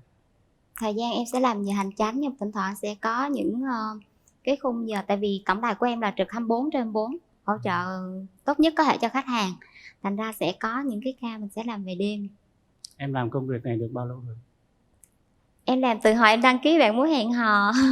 Thì cũng khá lâu rồi ha. Dạ. Bây giờ em cảm thấy cái công việc này là em có hài lòng không? Em rất là hài lòng, tại vì suy nghĩ của em là em thích giúp đỡ nhiều người, và công việc này của em có thể giúp đỡ được rất là nhiều khách hàng. Tại vì đài của em là không chỉ là tư vấn về những vấn đề là kinh tế xã hội, còn về những vấn đề khác nữa, giúp đỡ rất là nhiều người. Nên em thấy là em rất là hài lòng về công việc của mình và yêu thích nó. Còn em nói em ở Đồng Nai thì cho anh hỏi là thế về gia đình em với lại cái địa điểm em ở Đồng Nai là chỗ nào? Em là ở Đồng Nai thì toàn bộ ba mẹ anh em của em là ở Đồng Nai. Em lên đây lập nghiệp. Cho anh hỏi em là thứ mấy trong nhà? Dạ con giữa. Em có một anh trai và một em trai. Anh trai của em thì có gia đình, có một bé gái. Vợ nói chung với gia đình. Vẫn khỏe không? Dạ ba mẹ vẫn khỏe, cảm ơn anh. Thì giả sử như sau này thì giống như là hôm nay mình có cái duyên mình gặp nhau đó, thì sau này giả sử như nó thay đổi về cái địa bàn sống hoặc cái công việc thì em có suy nghĩ nào? Trong đầu của em á, khi mà đã tiến tới hôn nhân là mình đã đạt được cái độ thấu hiểu, tôn trọng, chia sẻ lẫn nhau rồi, thì chỉ cần ở bên cạnh người mình yêu thì ở đâu cũng là nhà, nên không có vấn đề gì hết. Anh hỏi thêm xíu nha. Dạ. Quan điểm của em về người phụ nữ gia đình với lại hôn nhân gia đình là như thế nào? Người phụ nữ có trong gia đình, theo em là nếu mà là em sẽ thích chăm sóc gia đình của mình, nhưng mà em vẫn thích đi làm. Tức là mình có công việc, mình có sở thích thì mình mới có thể là như là thể hiện được cái cá tính của mình. Và em thích một người phụ nữ dường như là em thích hướng tới sự hoàn thiện, vừa có thể đã việc nhà đã việc nước, đó là cái hướng tới của em. Theo như chia sẻ của em thì anh thấy là em cũng khá là dễ thương. Cảm ơn anh. Em hỏi là gì đi, sao có hỏi con bên hả? Hỏi đi chị. Em hỏi gì anh? Nếu như anh em lấy nhau gì thì anh sẽ lo cho em như thế nào? Anh có muốn sinh con hay không, như thế nào đó? Hỏi đi. Nếu mà kết hôn thì anh muốn là sinh thêm bao nhiêu bé? Cái này thì anh có suy nghĩ đó rồi. Chắc chắn là phải có. Em có thể là một, còn trai hay gái thì cái đó tùy theo trời cho mình sao. Em cũng có đồng quan điểm với anh như vậy. Còn về cái phần sau này thì nói chung bây giờ anh cũng có nhà cửa, kinh tế thì tạm ổn. Còn nếu cái hướng phát triển sau này thì có thể là anh không làm ở công ty nữa hoặc làm đó nữa, thì anh có thể là sau này một thời gian nào đó đủ vốn thì anh có thể là anh chuyển đổi, anh có thể mua xe anh tự chạy dịch vụ chẳng hạn, đó là cái hướng tương lai. Nhưng mà trước mắt thì cũng thấy nó tạm ổn rồi. Cho em hỏi động lực nào anh đăng ký tham gia Bạn Muốn Hẹn Hò? Những lúc rảnh rỗi thì anh cũng thường coi chương trình TV, với lại xem trên YouTube thì anh thấy cái chương trình này nó cũng rất nhiều ý nghĩa, cũng mang đến hạnh phúc cho nhiều người, từ những người thân và những người tham gia chương trình. Cũng có nhiều cặp tức là xây dựng hạnh phúc, anh thấy nó cũng rất là ý nghĩa. Cho nên là cái cháu học đại học của anh đăng ký cho anh là anh cũng rất là hưởng ứng cái chương trình này. Thì tới đây thì thực sự ra thì anh cũng mong muốn tìm được một người tức là thấu hiểu, đồng cảm là cái thứ nhất. Cái thứ hai là phải chân thật và trung thủy. Tại vì trong lĩnh vực của gia đình ấy, cái điều trung thủy và chân thật đó, thì từ những cái đó mình mới sẽ có cái sự quan tâm chia sẻ và có những cái động lực để mà vun đắp cho gia đình được. Cho nên là mong rằng thì mình cũng cho nhau một cơ hội, đấy cũng là cái duyên. Còn sau này như thế nào nữa thì cũng có thể là tùy duyên. Trời, 6 năm chờ đợi như thế 6 năm có trăn trở điều gì không? 6 năm có tưởng tượng ra một người hôm nay ngồi như mình như thế này hay không? Và sau 6 năm gặp cái người này thì em cảm giác thế nào? Cảm giác đầu tiên là em run, tại vì nào giờ em chỉ có một mối tình thôi, tức là em cũng hơi ngại tiếp xúc với con trai một chút xíu. Em có thể là nói chuyện với bạn gái rất là thoải mái, nhưng mà với con trai lúc nào cũng sẽ có giữ khoảng cách, nên là em gặp anh hơi bị bối rối. Bối rối đúng không? Dạ đúng rồi. Sau 6 năm gặp một đối tượng là thấy bối rối là được rồi.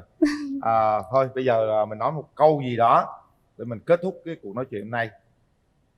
Anh đang suy nghĩ gì về người con gái đối diện? Anh có rung động hay không? Dạ, cũng có, nói chung là trước phụ nữ thì mình cũng rung động một chút xíu. Có rung động.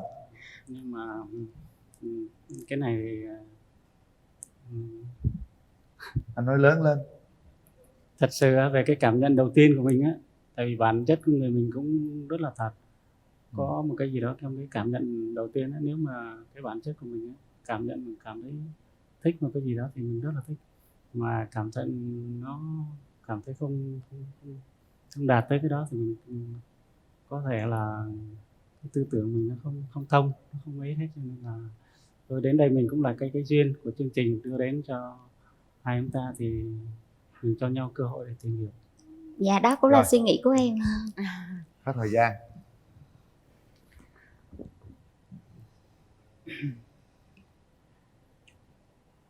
Chúng ta để tay vào nút bấm và kiểm tra lại xem đây có phải là một nửa yêu thương của mình hay không. Phải thì bấm, không phải thì chúng ta dành cái tình yêu thương đó cho người khác, dành cơ hội đó cho người khác. Bấm nút là chúng ta phải có trách nhiệm với lời nói của mình, bởi hai anh chị cũng lớn rồi. Chúng ta suy nghĩ kỹ chín chắn rồi, quyết định bấm hay không bấm là do quyền của các anh chị nha. Chuẩn bị 3, 2, 1. Hết thời gian. Hết thời gian. Sao không bấm? Nói chung là mình cũng chia sẻ thật là cái cảm nhận đầu tiên mình cũng chưa rung động nhiều lắm. Chưa rung động nhiều lắm. Anh cần điều gì nữa? Thực chất ra thì cũng không đòi hỏi gì nhiều, nhưng mà cái chuyện tình cảm nó phải xuất phát từ cái sự rung động và có một cái gì đó nó có thể cuốn hút mình. Nhưng tại sao trước khi bấm anh lại nói là chúng ta cần cho nhau một cơ hội để nó tìm hiểu, để đối phương hiểu lầm chúng ta? Cái này lỗi với anh đó. Anh cứ bày tỏ thoải mái cảm xúc của mình, không có vấn đề gì cả. Vì trước khi bấm thì Linh có hỏi anh nói là chúng ta nên cho nhau một cơ hội, nhưng cuối cùng anh suy nghĩ điều gì mà anh không bấm?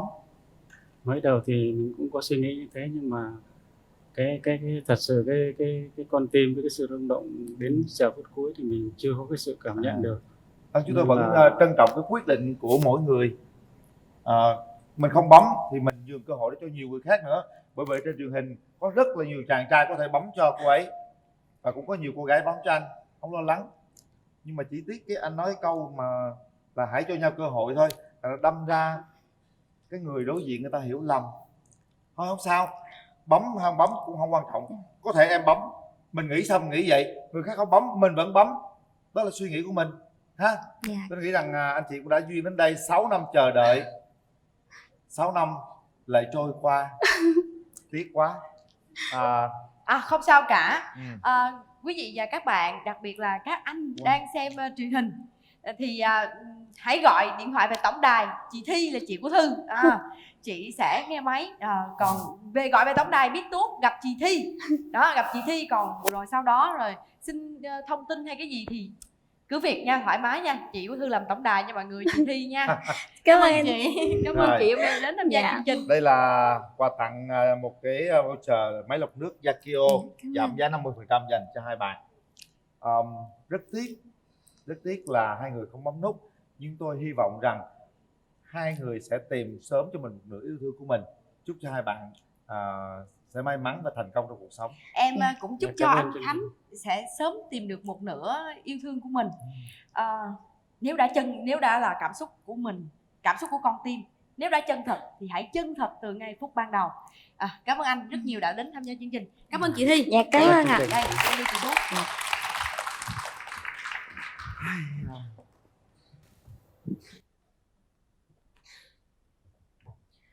6 năm một chặng đường rất dài, cô ấy đã bấm nút với nụ cười rất là tươi, và tôi tin chắc rằng rất nhiều chàng trai đang nhớ nụ cười đó.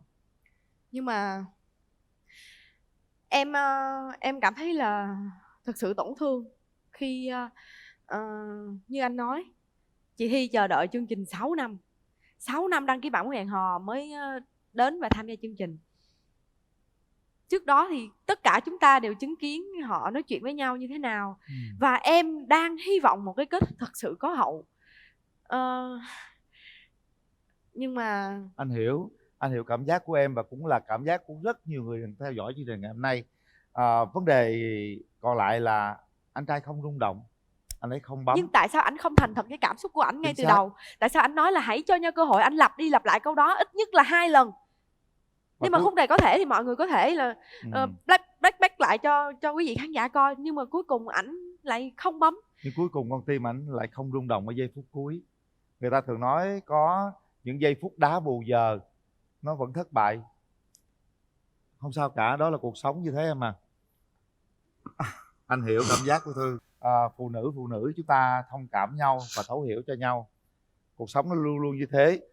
Không có gì mà chúng ta muốn nó được đâu. Thậm chí đến gần tay với chúng ta cầm còn chưa được nữa. Cái gì của mình là của mình, cái gì không của mình thì thôi, cứ để nó ra đi. Và 6 năm đó tôi nghĩ rằng là cả một ký ức, là một kỷ niệm. Và ngày hôm nay tôi tin chắc rằng sau 6 năm sẽ có rất nhiều nút bấm dành cho cô gái tên Thi. Yên tâm điều đó. Như Thư đã nói, chị Thi của Thư làm ở tổng đài Biết Tuốt. Các anh ngồi xem truyền hình muốn xin thông tin của chị, hãy gọi về tổng đài nha mọi người. Và hy vọng là anh nào gọi về tâm sự, chia sẻ với chị của Thư thì hãy luôn thành thật với cảm xúc của mình ngay từ phút ban đầu. Chính xác là như vậy. Rất cảm ơn quý vị khán giả đã ngồi xem chương trình. Thật sự là nãy em không có dám bộc lộ cảm xúc quá nhiều trước mặt chị Thi. Nhưng mà tại vì em thấy chị Thi lúc nào trên mặt chị cũng cười cũng rạng rỡ. Một người con gái bản lĩnh, tự tin, một người con gái với một nụ cười luôn tỏa sáng. Hy vọng rằng chị ấy và anh ấy sẽ sớm tìm được nửa yêu thương của mình. Tương lai xa gì đó anh không thể nào gặp được, cho nên anh phải trân trọng những cái gì anh hiện có. Dạ. Đó quan điểm của anh hiện tại. Còn 1 tháng mà anh về một lần, mà nếu mà anh có người yêu thì chắc anh sẽ về nhiều hơn. Cho chừng mẹ la, coi chừng mẹ la. Lỡ mẹ la sao anh? Hay là có thể là anh về 1 lần nhưng mà 1 lần về nhiều hơn. 1 lần về nhiều ngày đúng về không? 1 tuần hay là gì đi làm 1 tháng mà về tới 1 tuần lễ à, nó đuổi việc sao trời? Thì 1 tuần sếp có lao mà anh. Chắc không sao đâu em, tại vì ngày phép nó cũng nhiều. Em hỏi ví dụ như anh về em tháng anh về thăm em, rồi xong rồi cái anh book vé cho em qua thăm anh thì em có đi được không? Đỡ được cái nghĩ bị đuổi việc, hỏi thử biết đâu. Em có bắt bo chưa? Em chưa anh. Chưa. Dạ. Vậy là Noel này đi làm nha. Dạ. được không? Người ta có chân thành, người ta mời qua là để chơi cho biết chỗ người ta làm, biết Singapore, chứ không có ý gì đâu. Đi chơi đừng có mang theo cái ly. Không phải sầm sỡ đâu nha. Đó. Không có. Ví dụ như em qua bên đó thì mở như thế nào? Thì có thể là em sẽ ở khách sạn nào đó. Em ở khách sạn với ai? Thì ở mình em chứ sao anh sao ở nhưng mà em có một cái nhược điểm là em không bao giờ ngủ một mình được. Em rất là sợ ma. Vậy nếu trong trường hợp mà em đi chơi thì em ở với ai? Em đi chơi, nếu mà đi với mấy chị đồng nghiệp thì em ở ngủ chung với mấy chị đồng nghiệp thôi. Nên vậy rồi nói không ngủ mình bên Singapore. Ly ăn, ly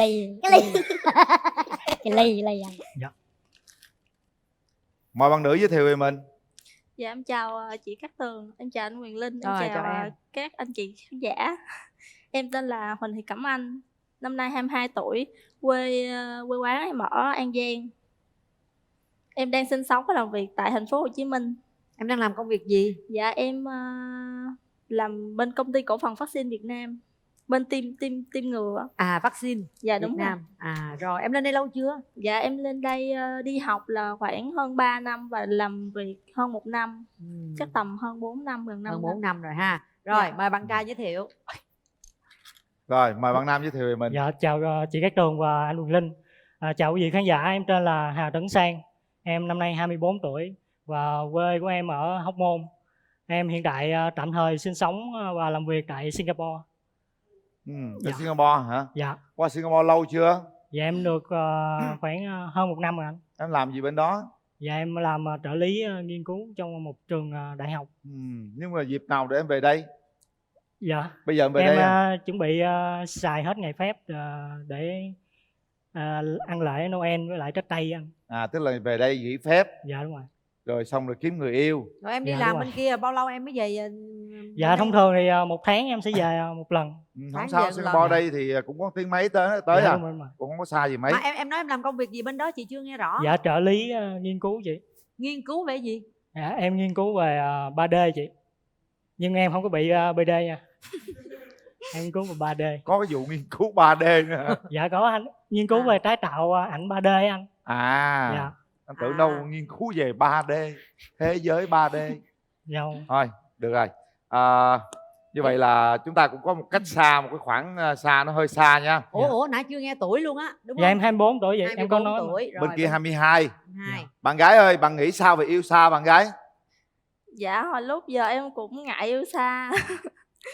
Mà giờ nếu mà có duyên đến với nhau thì chắc cũng phải tập.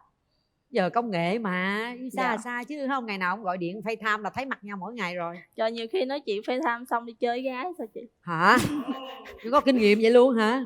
Đoán thôi, không có đâu. Sau em lại gom bó một đống vậy em.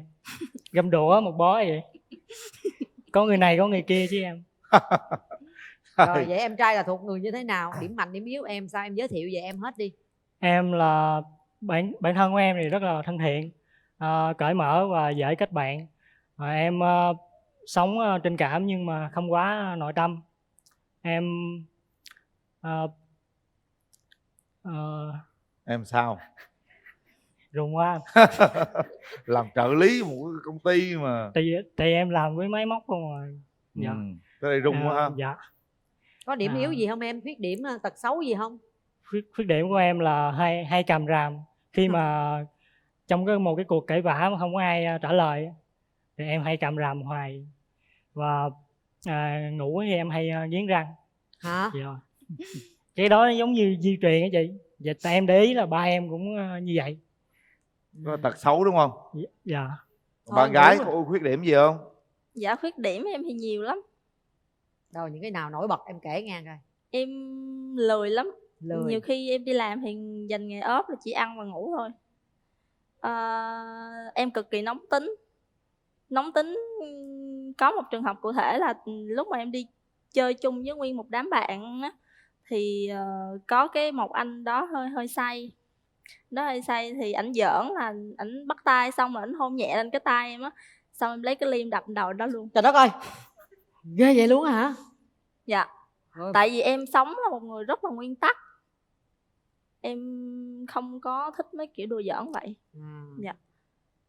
Vậy là chắc không qua Singapore sống được rồi. Lấy cái ly đập bên đầu ảnh luôn. Bể ly không? Bể chứ chị, máu quá trời luôn. Bởi vì em rất là nóng tính. Giống như em... Ngoài trường hợp đó ra có động thủ với ai nữa chưa? Hồi đó giờ thì chắc chưa, nhưng mà cái đó là duy nhất thôi. Dạ. Tại vì cái anh đó anh sàm sỡ mình trước đúng không? Dạ. Giống như Đàn chỉ là trai đùa nghe giỡn. thấy lo rồi đó, thấy hơi lo rồi đó. Đâu có, đàn trai vậy là phải yên tâm chứ. Mình có đi công tác ở nhà, bạn gái mình coi như là bảo vệ, tự bảo vệ bản thân vậy là em Dạ phải đúng mừng rồi, chứ. mình phải biết tự Sao giữ em thân trai? chứ. Anh trai nghe bạn gái kể vậy thấy sao? Thấy ớn chị. Hả? Thấy ớn. Thấy ớn hả? Dạ Đúng là- không sao vậy, em cảm thấy bạn nữ này có chút gì đó có thể tự chăm sóc bản thân mình được. Đúng rồi. Tại vì em cũng mong muốn là người bạn gái của mình có khả năng đó. Đúng luôn. Dạ. Bạn bè của em có nhận xét về em như thế nào không? Mấy chị trong công ty thì cũng có hay nhận xét về em, thì làm cái mặt em khá là kênh kiệu. Kênh kiệu hay là chảnh em? Cả hai á anh. Mà em Lê Minh Quét Xanh đó hả? Dạ. Nhưng mà em thấy em có vậy không? Thì lúc đầu thì em cũng không có nghĩ là như vậy, nhưng mà sau này thì em thấy là chắc do mình khó tánh mình nên người ta nghĩ mình chảnh như vậy. Ngoài cái đó ra còn điểm yếu nào nữa không? Tật xấu nào nữa không? Thì em rất là nguyên tắc. Với lại em nhõng nhẽo lắm. Nhõng nhẽo? Dạ đúng rồi. Bình thường nhõng nhẽo với ai? Nếu mà người nào thương mình thì mình nhõng nhẽo thôi, giống như nhõng nhẽo ba mẹ. Tình trường sao, em có mấy mối tình rồi? Nếu mà tính về mối tình chính thức thì là 1. Bao lâu rồi em? Hồi sinh viên năm nhất rồi, cách đây mấy năm rồi. Lâu Dạ. rồi đúng không? Chắc là còn nhỏ rồi, chưa có tính chuyện lâu dài nên chia tay thôi gì. Dạ đúng rồi. Lý do chia tay thì cũng vô duyên lắm, là giống như là anh đó thì cũng lớn rồi nên anh đó đòi cưới á, mà em không chịu. Thế thì hai người chia tay. Lúc đó cũng còn bé quá. Dạ. Bây giờ nếu được thì chừng nào mới cưới được? Thì đủ duyên đủ nợ thì tiến tới thôi. Rồi bạn trai sao em? Tình Dạ. trường của em sao? Tình trường của em có duy nhất một mối tình là thời cấp 3 vậy. Em quen một bạn gái năm lớp 11 và lên đầu năm đại học thì chia tay. Và trong cái quá trình em còn là sinh viên á, em cũng có tia một số bạn gái. Có tia nữa hả? Có tia. Có dính tia nào không? Em cũng có chủ động, nhưng mà phần lớn những bạn gái mà em tia trúng đều có bồ hết. Nhưng mà những bạn trai em quen lại chưa có bồ. Những bạn trai học chung em á anh. Chưa có bồ. Dạ. Em có tia bạn trai không? Dạ không anh. Hả? Em chỉ chơi chung với nhiều thanh niên. Chứ đừng có tia qua không trúng gái, tia trúng trai là mệt lắm nha. Nếu Đây, vậy bây giờ mình bỏ qua cái chuyện mối tình đi ha. Mối tình học sinh mà không có gì hết. Coi như bắt đầu chúng ta sẽ có một mối tình mà tôi nghĩ rằng mối tình này cũng phải chăm sóc cho nó kỹ càng để nó đi suốt tất cả cuộc đời luôn nha. Bạn gái muốn tìm một người yêu như thế nào? Em thì cũng không có mẫu người lý tưởng, nhưng mà về ngoại hình thì cũng nhìn được một xíu, cao hơn em xíu. Được xíu là sao Xíu em? Em thì có 1m5 mấy, gần 1m6 thôi. Mét năm mấy em? 59 hay 6? Tại vì có lúc em đo là 1m58, lúc 1m59. Rồi em muốn bạn trai cao nhiêu? Thì cao hơn em tầm 1m65 trở lên được rồi. Rồi có gì nữa không? Mặt mày vóc dáng. Mặt thì mũi mũi đừng thấp quá. Mũi đừng thấp quá. Dạ. Không, mũi này không có thấp đâu. Miệng thì đừng có hô hay mớm. Không hô không mớm. Rồi. Này nó móm xộm luôn á. Còn gì nữa không? Nếu mà mớm thì được hơn hô. Giữa môi và hô và móm thì chọn móm. Đúng rồi chị. Rồi. Tức là móm thích hơn hô đúng không? Đúng rồi. Vừa hô vừa móm được không? Hô móm là sao? Sao mà vừa hô vừa móm? Mấy cái đó có thể thay đổi mà em. Hô hay móm đều có thể thay đổi được. Rồi còn tiêu chí gì nữa không? Cái tiêu chí mà về nếu trai mà đó. tiến tới mà lâu dài á thì phải có công việc nghề nghiệp ổn định. Rồi. Không, về ngoại hình á. Ngoại hình thì có tiêu chuẩn gì nữa không? Gom lại là trắng mập thơm là được. Trắng mập thơm. Có không? Trời, nói cho mà cười kìa. Trắng mập thơm nữa. Dạ. Bên đây trắng có, mập chưa có, thơm. Thơm không? Chưa thấy thơm. Nhưng mà chị ngạc nhiên lắm. Bây giờ em nói nè, anh Linh dầm thấy vậy mà sao không có ai đeo đuổi? Dễ thương. Cô rất dễ thương, nhưng cô hơi khó tính cho cô. Nói thiệt đi, là có ai đeo đuổi không? Nếu mà người ta đeo đuổi thì rất là nhiều, nhưng mà em không thích. Lý do cái gì không thích? Không thích chỗ nào? Không thích nhiều lý do lắm. Nhiều người thì ở dơ. Rồi gì nữa? Không ga lăng, cái kiểu như là giống như đi ăn chung thì thấy có tôm á thì bóc tôm giùm. Không, em ăn em tự bóc đi, em bóc không được thôi em nhịn, kiểu vậy. Hai em vô duyên vậy? Phải, tại chưa phải người yêu người ta đã bóc. Thì đúng bóc rồi. đủ sợ người khác đánh sao? Đâu có, đi chung hai người mà, phải không? Rồi còn ai có gì sâu đậm hơn chút nữa không? Sâu đậm thì chắc không, có một mối tình sâu đậm thôi. Giọng cô này cũng lạ lắm nha. Mập thơm. Mập thơm ha. Thơm thì sức xà bông. Sức dầu thơm. Rồi bây giờ nếu như mà có người quen em nè, mới quen thôi, không quen lâu lâu khá đi, dạ, chừng 3 tháng 6 tháng gì đó, rủ em đi khách sạn, dạ, thì em tính làm sao? Có tình cảm với nhau rồi đó, yêu nhau rồi đó, nếu mà mới quen chắc em đập người đó luôn á. thì biết em đập rồi, em đã đập rồi, biết rồi. Bây giờ quen rồi, có tình cảm rồi đó. Thì về nói thẳng ra, nói thẳng cái vấn đề đó ra, có thể là chia tay. Sao nó nghĩ nó thẳng vấn đề ra chia tay? Tại em không thích, em thích những mối quan hệ như vậy. Nhưng ta yêu thật rồi, hai người yêu 6 tháng rồi. Thì yêu thật thì cưới đi, rồi muốn làm gì làm. Làm gì? Không, cái đó là anh hỏi thử quan điểm thôi ha. Nghĩa là không sống thử thôi, đúng không? Dạ em không thích sống thử. Nó tóm lại là đây là một cái cá tính cũng rất đặc biệt ha. Nó khác với nhiều cái xu hướng của bạn trẻ hiện nay. Dạ. Nhưng mà được, đây là một người rất là chung Tốt. thủy. Đàn trai có thể là hơi sợ đàn gái chút xíu, nhưng mà đàn gái rất là ok. Có điều gì em không bên thích? trai là hơi hiền chút, đừng ăn hiếp em tôi Có nha. điều gì em không thích ở người bạn trai nữa không? Chị qua chị kiểm tra cho nè. Người đó hiền được rồi chị. Hiền chịu được em mập rồi. thơm ha. Chào chị. Trời ơi gì vậy? Bay luôn hả? Chết rồi. Tạo nét á chị. Mập Hiền không hơn mập đàn gái rồi. đó nha. Trắng cũng trắng thì trắng, thơm thì giờ sao quá không có nghe, mập thì không mập. Này chắc cỡ 1m65 quá ha. 68 chị. 68 hả? Sao Dạ. thấy thấp vậy? Ủa?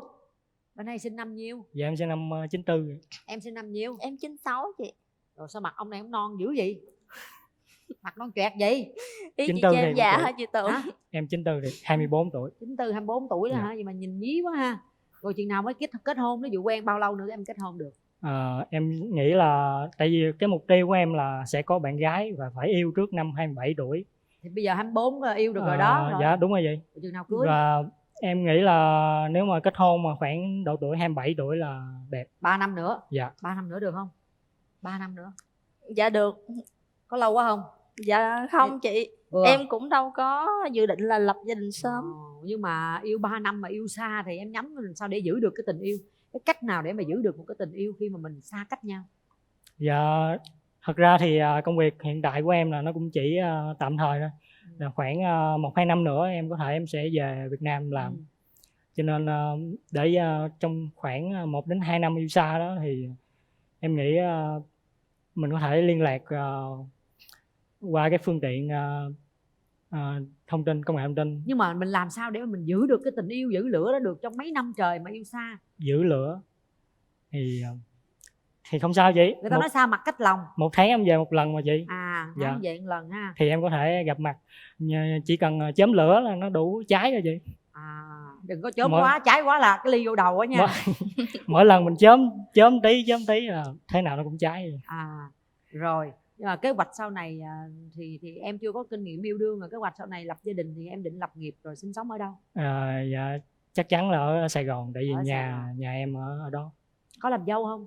Dạ em nghĩ là tùy bạn gái, thì nhà em cũng dễ, muốn làm dâu thì làm, không làm thôi. Nhưng mà em đi xa vậy nhìn cũng rất là thư sinh ha, em nghĩ mình có phải là mẫu người chung thủy không?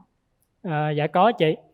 Em một khi quen ai thì em sẽ quen hết lòng, mà từ đó đến giờ em chưa gặp được ai mà để em hết lòng được, tại vì người ta có bồ hết rồi chị. Chuyến này nếu mà được là phải hết lòng nha. Dạ nhất định. Chung thủy nha. Dạ. Phải giữ lửa nha. Dạ.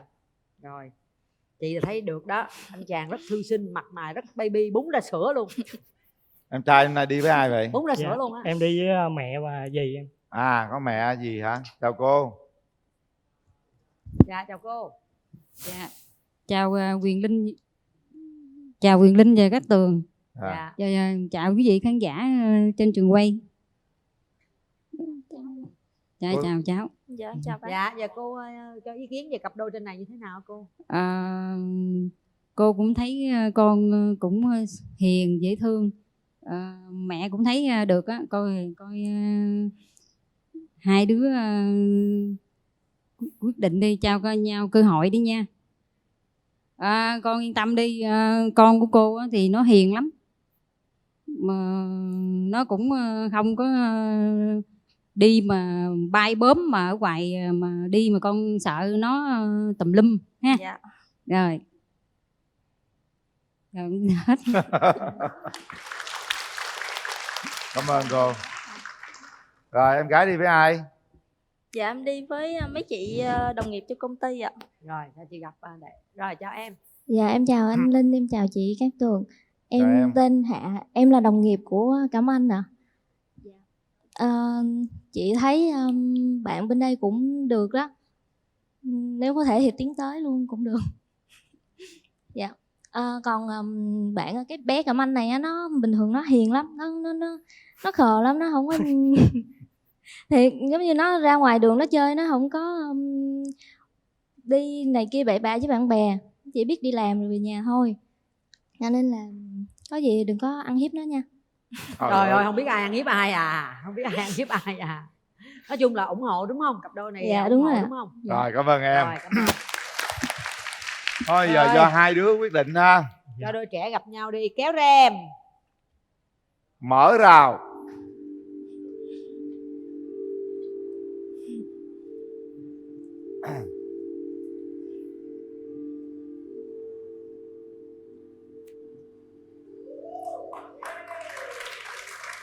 Chào em. Chào anh ạ. Chậm chậm từ từ nha, đừng có bang vô đi nha. Cảm ơn anh. Em tên Anh đúng không? Dạ. Dạ, tên của em nha, chứ không phải là gửi anh. Dạ. Cảm ơn anh. Là sao? Tại vì cái câu này nó vô tình nó có chữ gửi ở đầu. Gửi mà anh. tên bạn tên Anh. Em đọc đi em, đọc đi. Gửi anh chút nắng của ngày, chút hương của lá, chút mây của trời. Dạ. Sao lựa được cái đó hay vậy? Em cứ treo nó ở cái chỗ mà em hay đi ra ngoài á, chứ mỗi lần em đi ra ngoài đường, em đi chuẩn bị đi làm, em thấy câu này Dạ. là ngày nào anh cũng gửi em cái đó. Dạ. Chút nắng của trời. Dạ. Trời nhìn anh trẻ quá.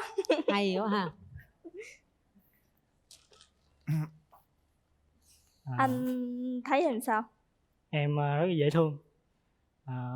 Mà anh không ngờ là em lại bạo lực như vậy. Thì ai xâm Nhìn phạm em- em bạo lực thôi. Nhìn em rất là hiền luôn á. Không, em hiền thiệt, đối với những người nào đụng tới em thì em mới giữ. Dạ. Em không biết là em có dễ bắt chuyện không? Có anh. Có. Lỡ có khi nào em hiểu lầm người ta là người ta muốn bắt chuyện làm quen với em mà em tưởng là người ta sàm sỡ em không? Có. Có vài trường hợp đó xảy ra. Dạ. Em có câu hỏi gì anh? Anh thấy nếu mà một tháng anh bay về một lần, gặp một lần như vậy thì thấy ít không? Ít đấy em, thật sự là thấy ít. Tại vì hiện tại là anh về mỗi tháng anh về một lần mà mẹ anh cứ la hoài, nói về hoài tốn tiền quá. Nhưng mà quan điểm của anh là tại vì anh muốn về nhà anh gặp ba mẹ anh. Anh ở nhà anh thấy thoải mái nhất, và nhiều khi có thể là ba mẹ anh hiện tại anh có thể gặp được, nhưng mà biết đâu tương lai gần hay tương lai xa gì đó anh không thể nào gặp được, cho nên anh phải trân trọng những cái gì anh hiện có. Dạ. Dạ. Đó quan điểm của anh hiện tại. Còn một tháng mà anh về một lần, mà nếu mà anh có người yêu thì chắc anh sẽ về nhiều hơn. Cho chừng mẹ la. Coi chừng mẹ la. Lỡ mẹ la sao anh? Hay là có thể là anh về một lần nhưng mà một lần về nhiều hơn. Một lần về nhiều ngày đúng về không? một tuần hay là Gì đi làm một tháng mà về tới một tuần lễ ra đuổi việc sao trời. thì một tuần Sếp có lao mà anh. chắc không sao đâu em, tại vì ngày phép nó cũng nhiều. Dạ. Em thử hỏi coi, với anh. ví dụ như anh về em tháng anh về thăm em rồi xong rồi cái anh book vé cho em qua thăm anh thì em có đi được không? Mình đỡ được cái nghĩ bị đuổi việc, hỏi thử biết đâu. Em có bắt bo chưa? Em chưa anh. Chưa. Dạ. Vậy là Noel này đi làm nha. Dạ.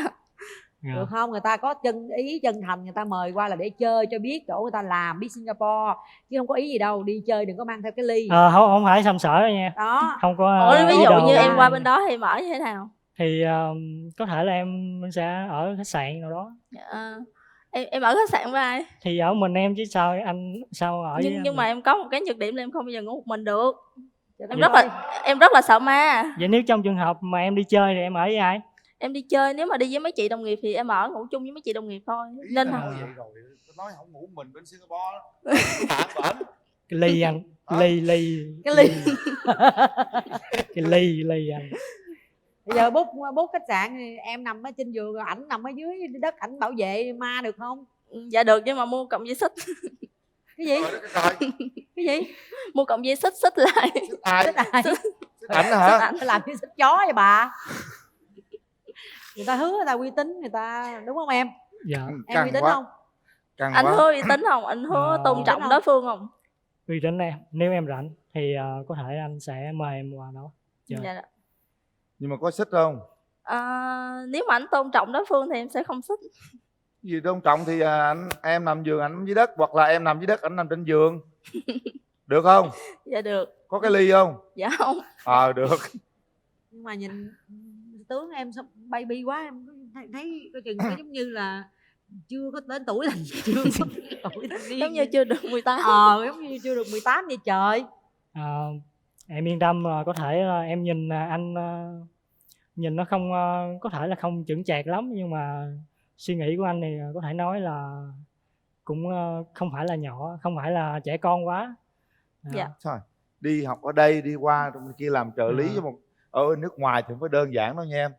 Tại nhỏ con thôi, cõi thông minh lắm đó, lanh lợi lắm đó, hơi nhát chút xíu thôi. Quan điểm về tình yêu sao nè, nếu mà yêu nhau sau này thì chuyện kinh tế trong gia đình ai quản lý, con cái như thế nào? Kinh tế thì thường thường là em sẽ để vợ quản lý, nhưng mà trước khi mà vợ quản lý thì vợ phải qua một cái khóa sát hạch. Dạ. Ai sát hạch? Em sẽ sát hạch vợ sát em. Hạch sao? Đâu thử sát hạch thử có khả năng quản lý tài chính hay không. Thì em sẽ vợ thì quản lý tài chính, nhưng mà em sẽ giám sát bằng cách là sao kê ngân hàng hay gì đó. Thì mọi tiền bạc để trong một tài khoản ngân hàng, thì chi ra thì vợ sẽ chi, còn khi nào muốn coi lại thì em sẽ coi sao kê đó, thì em giám sát được. Thì giống như nhà nước thôi, có cơ quan thực thi thì phải có cơ quan giám sát nó mới hiệu quả. Thì nó mới hiệu quả cái bộ máy nó mới. Thấy thế nào? Cũng không có vừa đâu nha. Thấy cũng hơi khó nha. Cũng khó lắm á. Lạm phát không được rồi. Rồi, cái đó mình tính cái tương lai lâu lâu thôi. Giờ chuyện con cái thế nào mình trao đổi nhau luôn đi.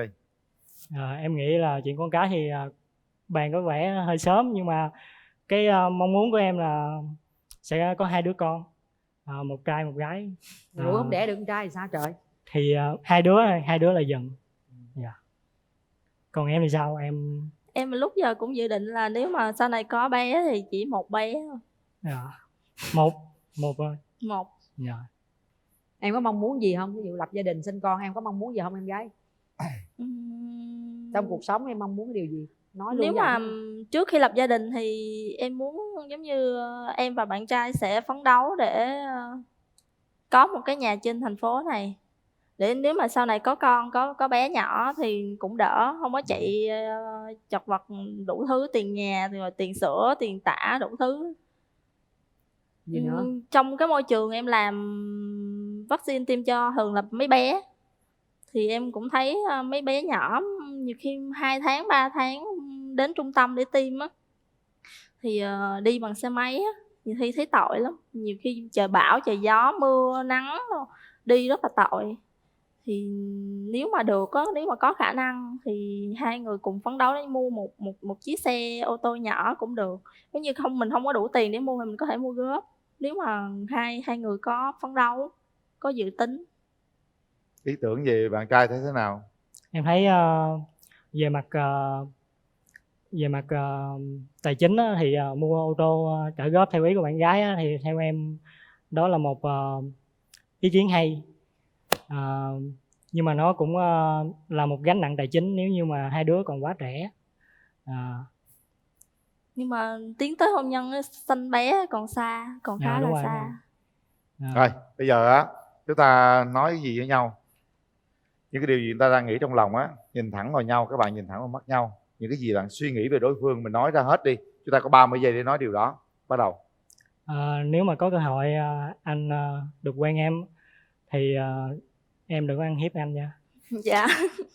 Bạn trai đứng lên là mình có thể tiến tới hát tặng bạn gái hay là tỏ tình với bạn gái gì đó, nắm tay bạn gái cũng được. Hát là gì? Chứng tỏ mình trưởng thành chút đi. Bây giờ ta tưởng là dưới 18 cộng đó. gì Đúng đó. rồi đó, hơi ái ngại đó. Anh sẽ hát em một bài mặc dù anh hát rất dở, mà cái bài này anh cũng mới tập có vài lần thôi. Thấy anh đứng lơ ngơ bên thềm, trông anh có lẽ đâu không ngờ, ngôi sao lung linh lúc xa lúc gần, chợt nghe nhớ mong anh lành thêm. Người ơi cho anh xin em một nụ cười xinh tươi cho anh bình yên giữa cuộc đời. Cho anh xin em một lời nói thôi, chúc anh ngủ ngon. Nói đi, nói cái gì đang trong lòng mình đang nghĩ gì nói đi. Em rất là dễ thương. Anh không nghĩ là em bạo lực đâu. Anh hoài vậy, cái bạo lực hoài vậy trời. Dễ thương, anh muốn cái gì? Nhìn em rất là hiền luôn. Anh muốn gì? Anh muốn em đừng bạo lực. Anh muốn em gì? Em cái được không? Anh muốn sao? Anh nắm tay em cái được không? Dạ được. Đó trời ơi, vô liền. Không có ly đâu sợ. Bạn gái cảm nhận thế nào vậy? Cảm nhận về anh thế nào? Em thấy anh thư sinh quá. Em sợ anh lăng nhăng thôi. Thư sinh là đồng nghĩa với lăng nhăng anh, hả em? Dạ. Em có gì nói em? Không anh. Nắm tay cảm giác thế nào bạn trai? Em cảm giác tay bạn nữ rất là lạnh. Nắm hai tay cảm giác bạn nữ thế nào? Cảm xúc thế nào chứ không phải là lạnh. Bữa kia nắm tay là được nha, mà kia hung tay cái là cái ly vô đầu đó. Giờ em nhớ cái ly em ớn quá. Chị nghĩ là xúc tiến làm passport cho cổ đi chơi được rồi. Anh là không có dám làm gì đâu, anh đứng khoanh tay không à, anh sợ em. Hỏi đi, hỏi chừng nào anh làm passport cho em được. Nếu mà em với anh rảnh á, thì mình có thể cùng đi làm passport. Dạ. Là tối em cứ yên tâm ngủ, anh sẽ đứng khoanh tay anh canh bắt ma cho em. Anh không dám làm gì đâu. Không, cái hứa cái vụ đi Singapore đó nằm ở dưới thì không có. Em hãy tự tin tưởng anh gì đó, thuyết phục cổ đi. Tại vì em cũng nghĩ là bạn nữ có thể ngủ đó một mình mà chị. Tại vì em yên tâm, anh sẽ huấn luyện cho em có thể ngủ một mình. Em đã tập nhiều lần rồi, không ngủ được, đợi mặt trời mọc em mới ngủ. Ok, vậy anh sẽ ráng thức. Anh sẽ ráng thôi nha, còn chuyện anh thức hay không thì anh không biết nha. Nhưng mà anh thấy nếu mà anh thức mà em ngủ là hơi có vấn đề á.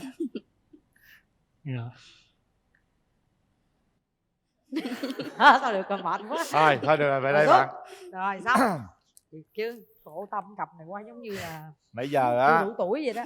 Những cái câu chuyện đã bàn với nhau rồi rất nhiều. Đây. Ha, mắt đã nhìn nhau rồi ha, chúng ta tự hiểu đi cần phải làm điều gì đúng trái tim của mình nha. Để tay nước mắm với bạn trai đó. Ánh mắt đã đối diện ánh mắt rồi, kiểm tra lại con tim của mình lần nữa đi. Nhìn kỹ bạn gái lần nữa kìa, nhìn coi đá lông nheo có được không?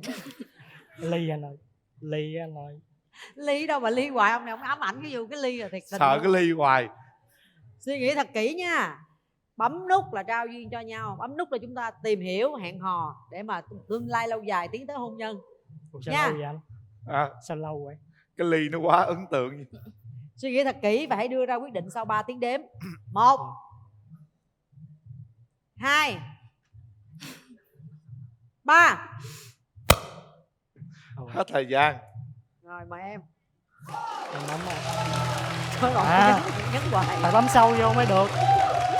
Sao nhấn chậm vậy? Phải bấm sâu vô mới được mà em không biết. Em nhấn nhiều lần rồi nhưng mà phải bấm sâu vô nó mới ăn. Đúng rồi. Anh hôn em á, trai hôn gái thì bình thường rồi. Giờ em có muốn hôn anh không? Trời ơi. Ta bị ấn tượng cái vụ cái ly á. Gây ấn tượng cái ly đó. Đúng rồi, Sợ lỡ đó. anh hôn em là Có sao đâu. Vậy em hôn tay anh nha. Hôn tay hả? Gặp- Hôn tay được không anh? Có cái ly. Phải hôn má mới được. Đúng rồi. Đó, phải hôn má mới được em. Không hôn má đâu. Hôn má mới xuống đây được, em muốn đứng đây hoài à. Thôi hôn tay à. Nắm không tay hôn má trước đâu. đi, nắm tay trước đi. Hay vậy để anh hôn em. Anh Chịu hôn không? tay đi. Không được, ở đây là phải hôn má. Hôn má mới xuống Ai muốn được hôn em. ai hôn mà phải Thôi hôn hôn má. trán đi. Không có được. Vậy ai hôn ai? Nếu mà mình chấp nhận bấm nút vì trái tim của mình thì cái nụ hôn má không là gì cả. Nó chứng minh được Vậy mình thôi bấm. anh hôn em đi. Hứa nha, không có cái ly nha. Dễ Mình thương lắm lắm đó, đó. không có vậy đâu. Rồi, nói chứ nãy giờ chọc các bạn dễ thương lắm ha. Hy vọng rằng chúng ta sẽ tìm hiểu nhau thật kỹ để đi đến một quyết định rồi sau đó thông báo chúng tôi nha. Dạ. Những cặp đôi như thế này cũng thường thông báo chúng tôi sớm lắm. Nói vậy thôi chứ khó, không có khó đâu. Ha. Chưa có đếm gì hết trơn là bấm nút trước rồi nha em. Chị báo Đây cho em là biết. những chiếc vé xem phim của cụm đạp Cinebox 212 chiến thắng. Ở đó có không gian rất là lãng mạn. Đến đó để mình yêu nhau, mình hôn nhau. Dạ. Nhưng mà đừng đem ly nha. Em là bấm nút hơi chậm đó. Cổ là chưa đếm là cô đã đỏ đèn rồi đó. Dạ. Đây, dành tặng cho hai bạn một suất chụp hình cưới trọn gói trị giá 15 triệu đồng tại Sài Gòn, Đà Nẵng, Vũng Tàu, Cần Thơ hoặc là Biên Hòa, đến từ hệ thống cửa hàng dịch vụ áo cưới Alet. Một cặp gối của nệm cao su Đồng Phú thuộc tập đoàn Công nghiệp Cao su Việt Nam. 25% là cái phiếu giảm giá dành cho các bạn. Dạ.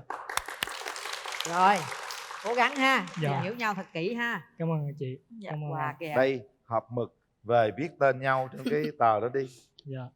Rồi, dẫn nhau đi làm passport luôn đi nha. Rồi, mời hai bạn. Rồi. Dạ cảm Cảm ơn. Nắm tay, nắm Chờ bạn tay, gái nắm đi trước đi, nắm tay. tay vô. Nào, tròn tay vô nào. Hết tay để nắm rồi. Bạn gái đâu, tròn cái tay Trời ơi, vô. quà nó bỏ hết trơn luôn rồi. Anh ha. Bạn gái tròn cái tay vào cho nó tình cảm. Đó. Đó. Rồi, lên Đó. đường. Tèn ten ten ten. Tèn ten ten ten. Ten ten ten.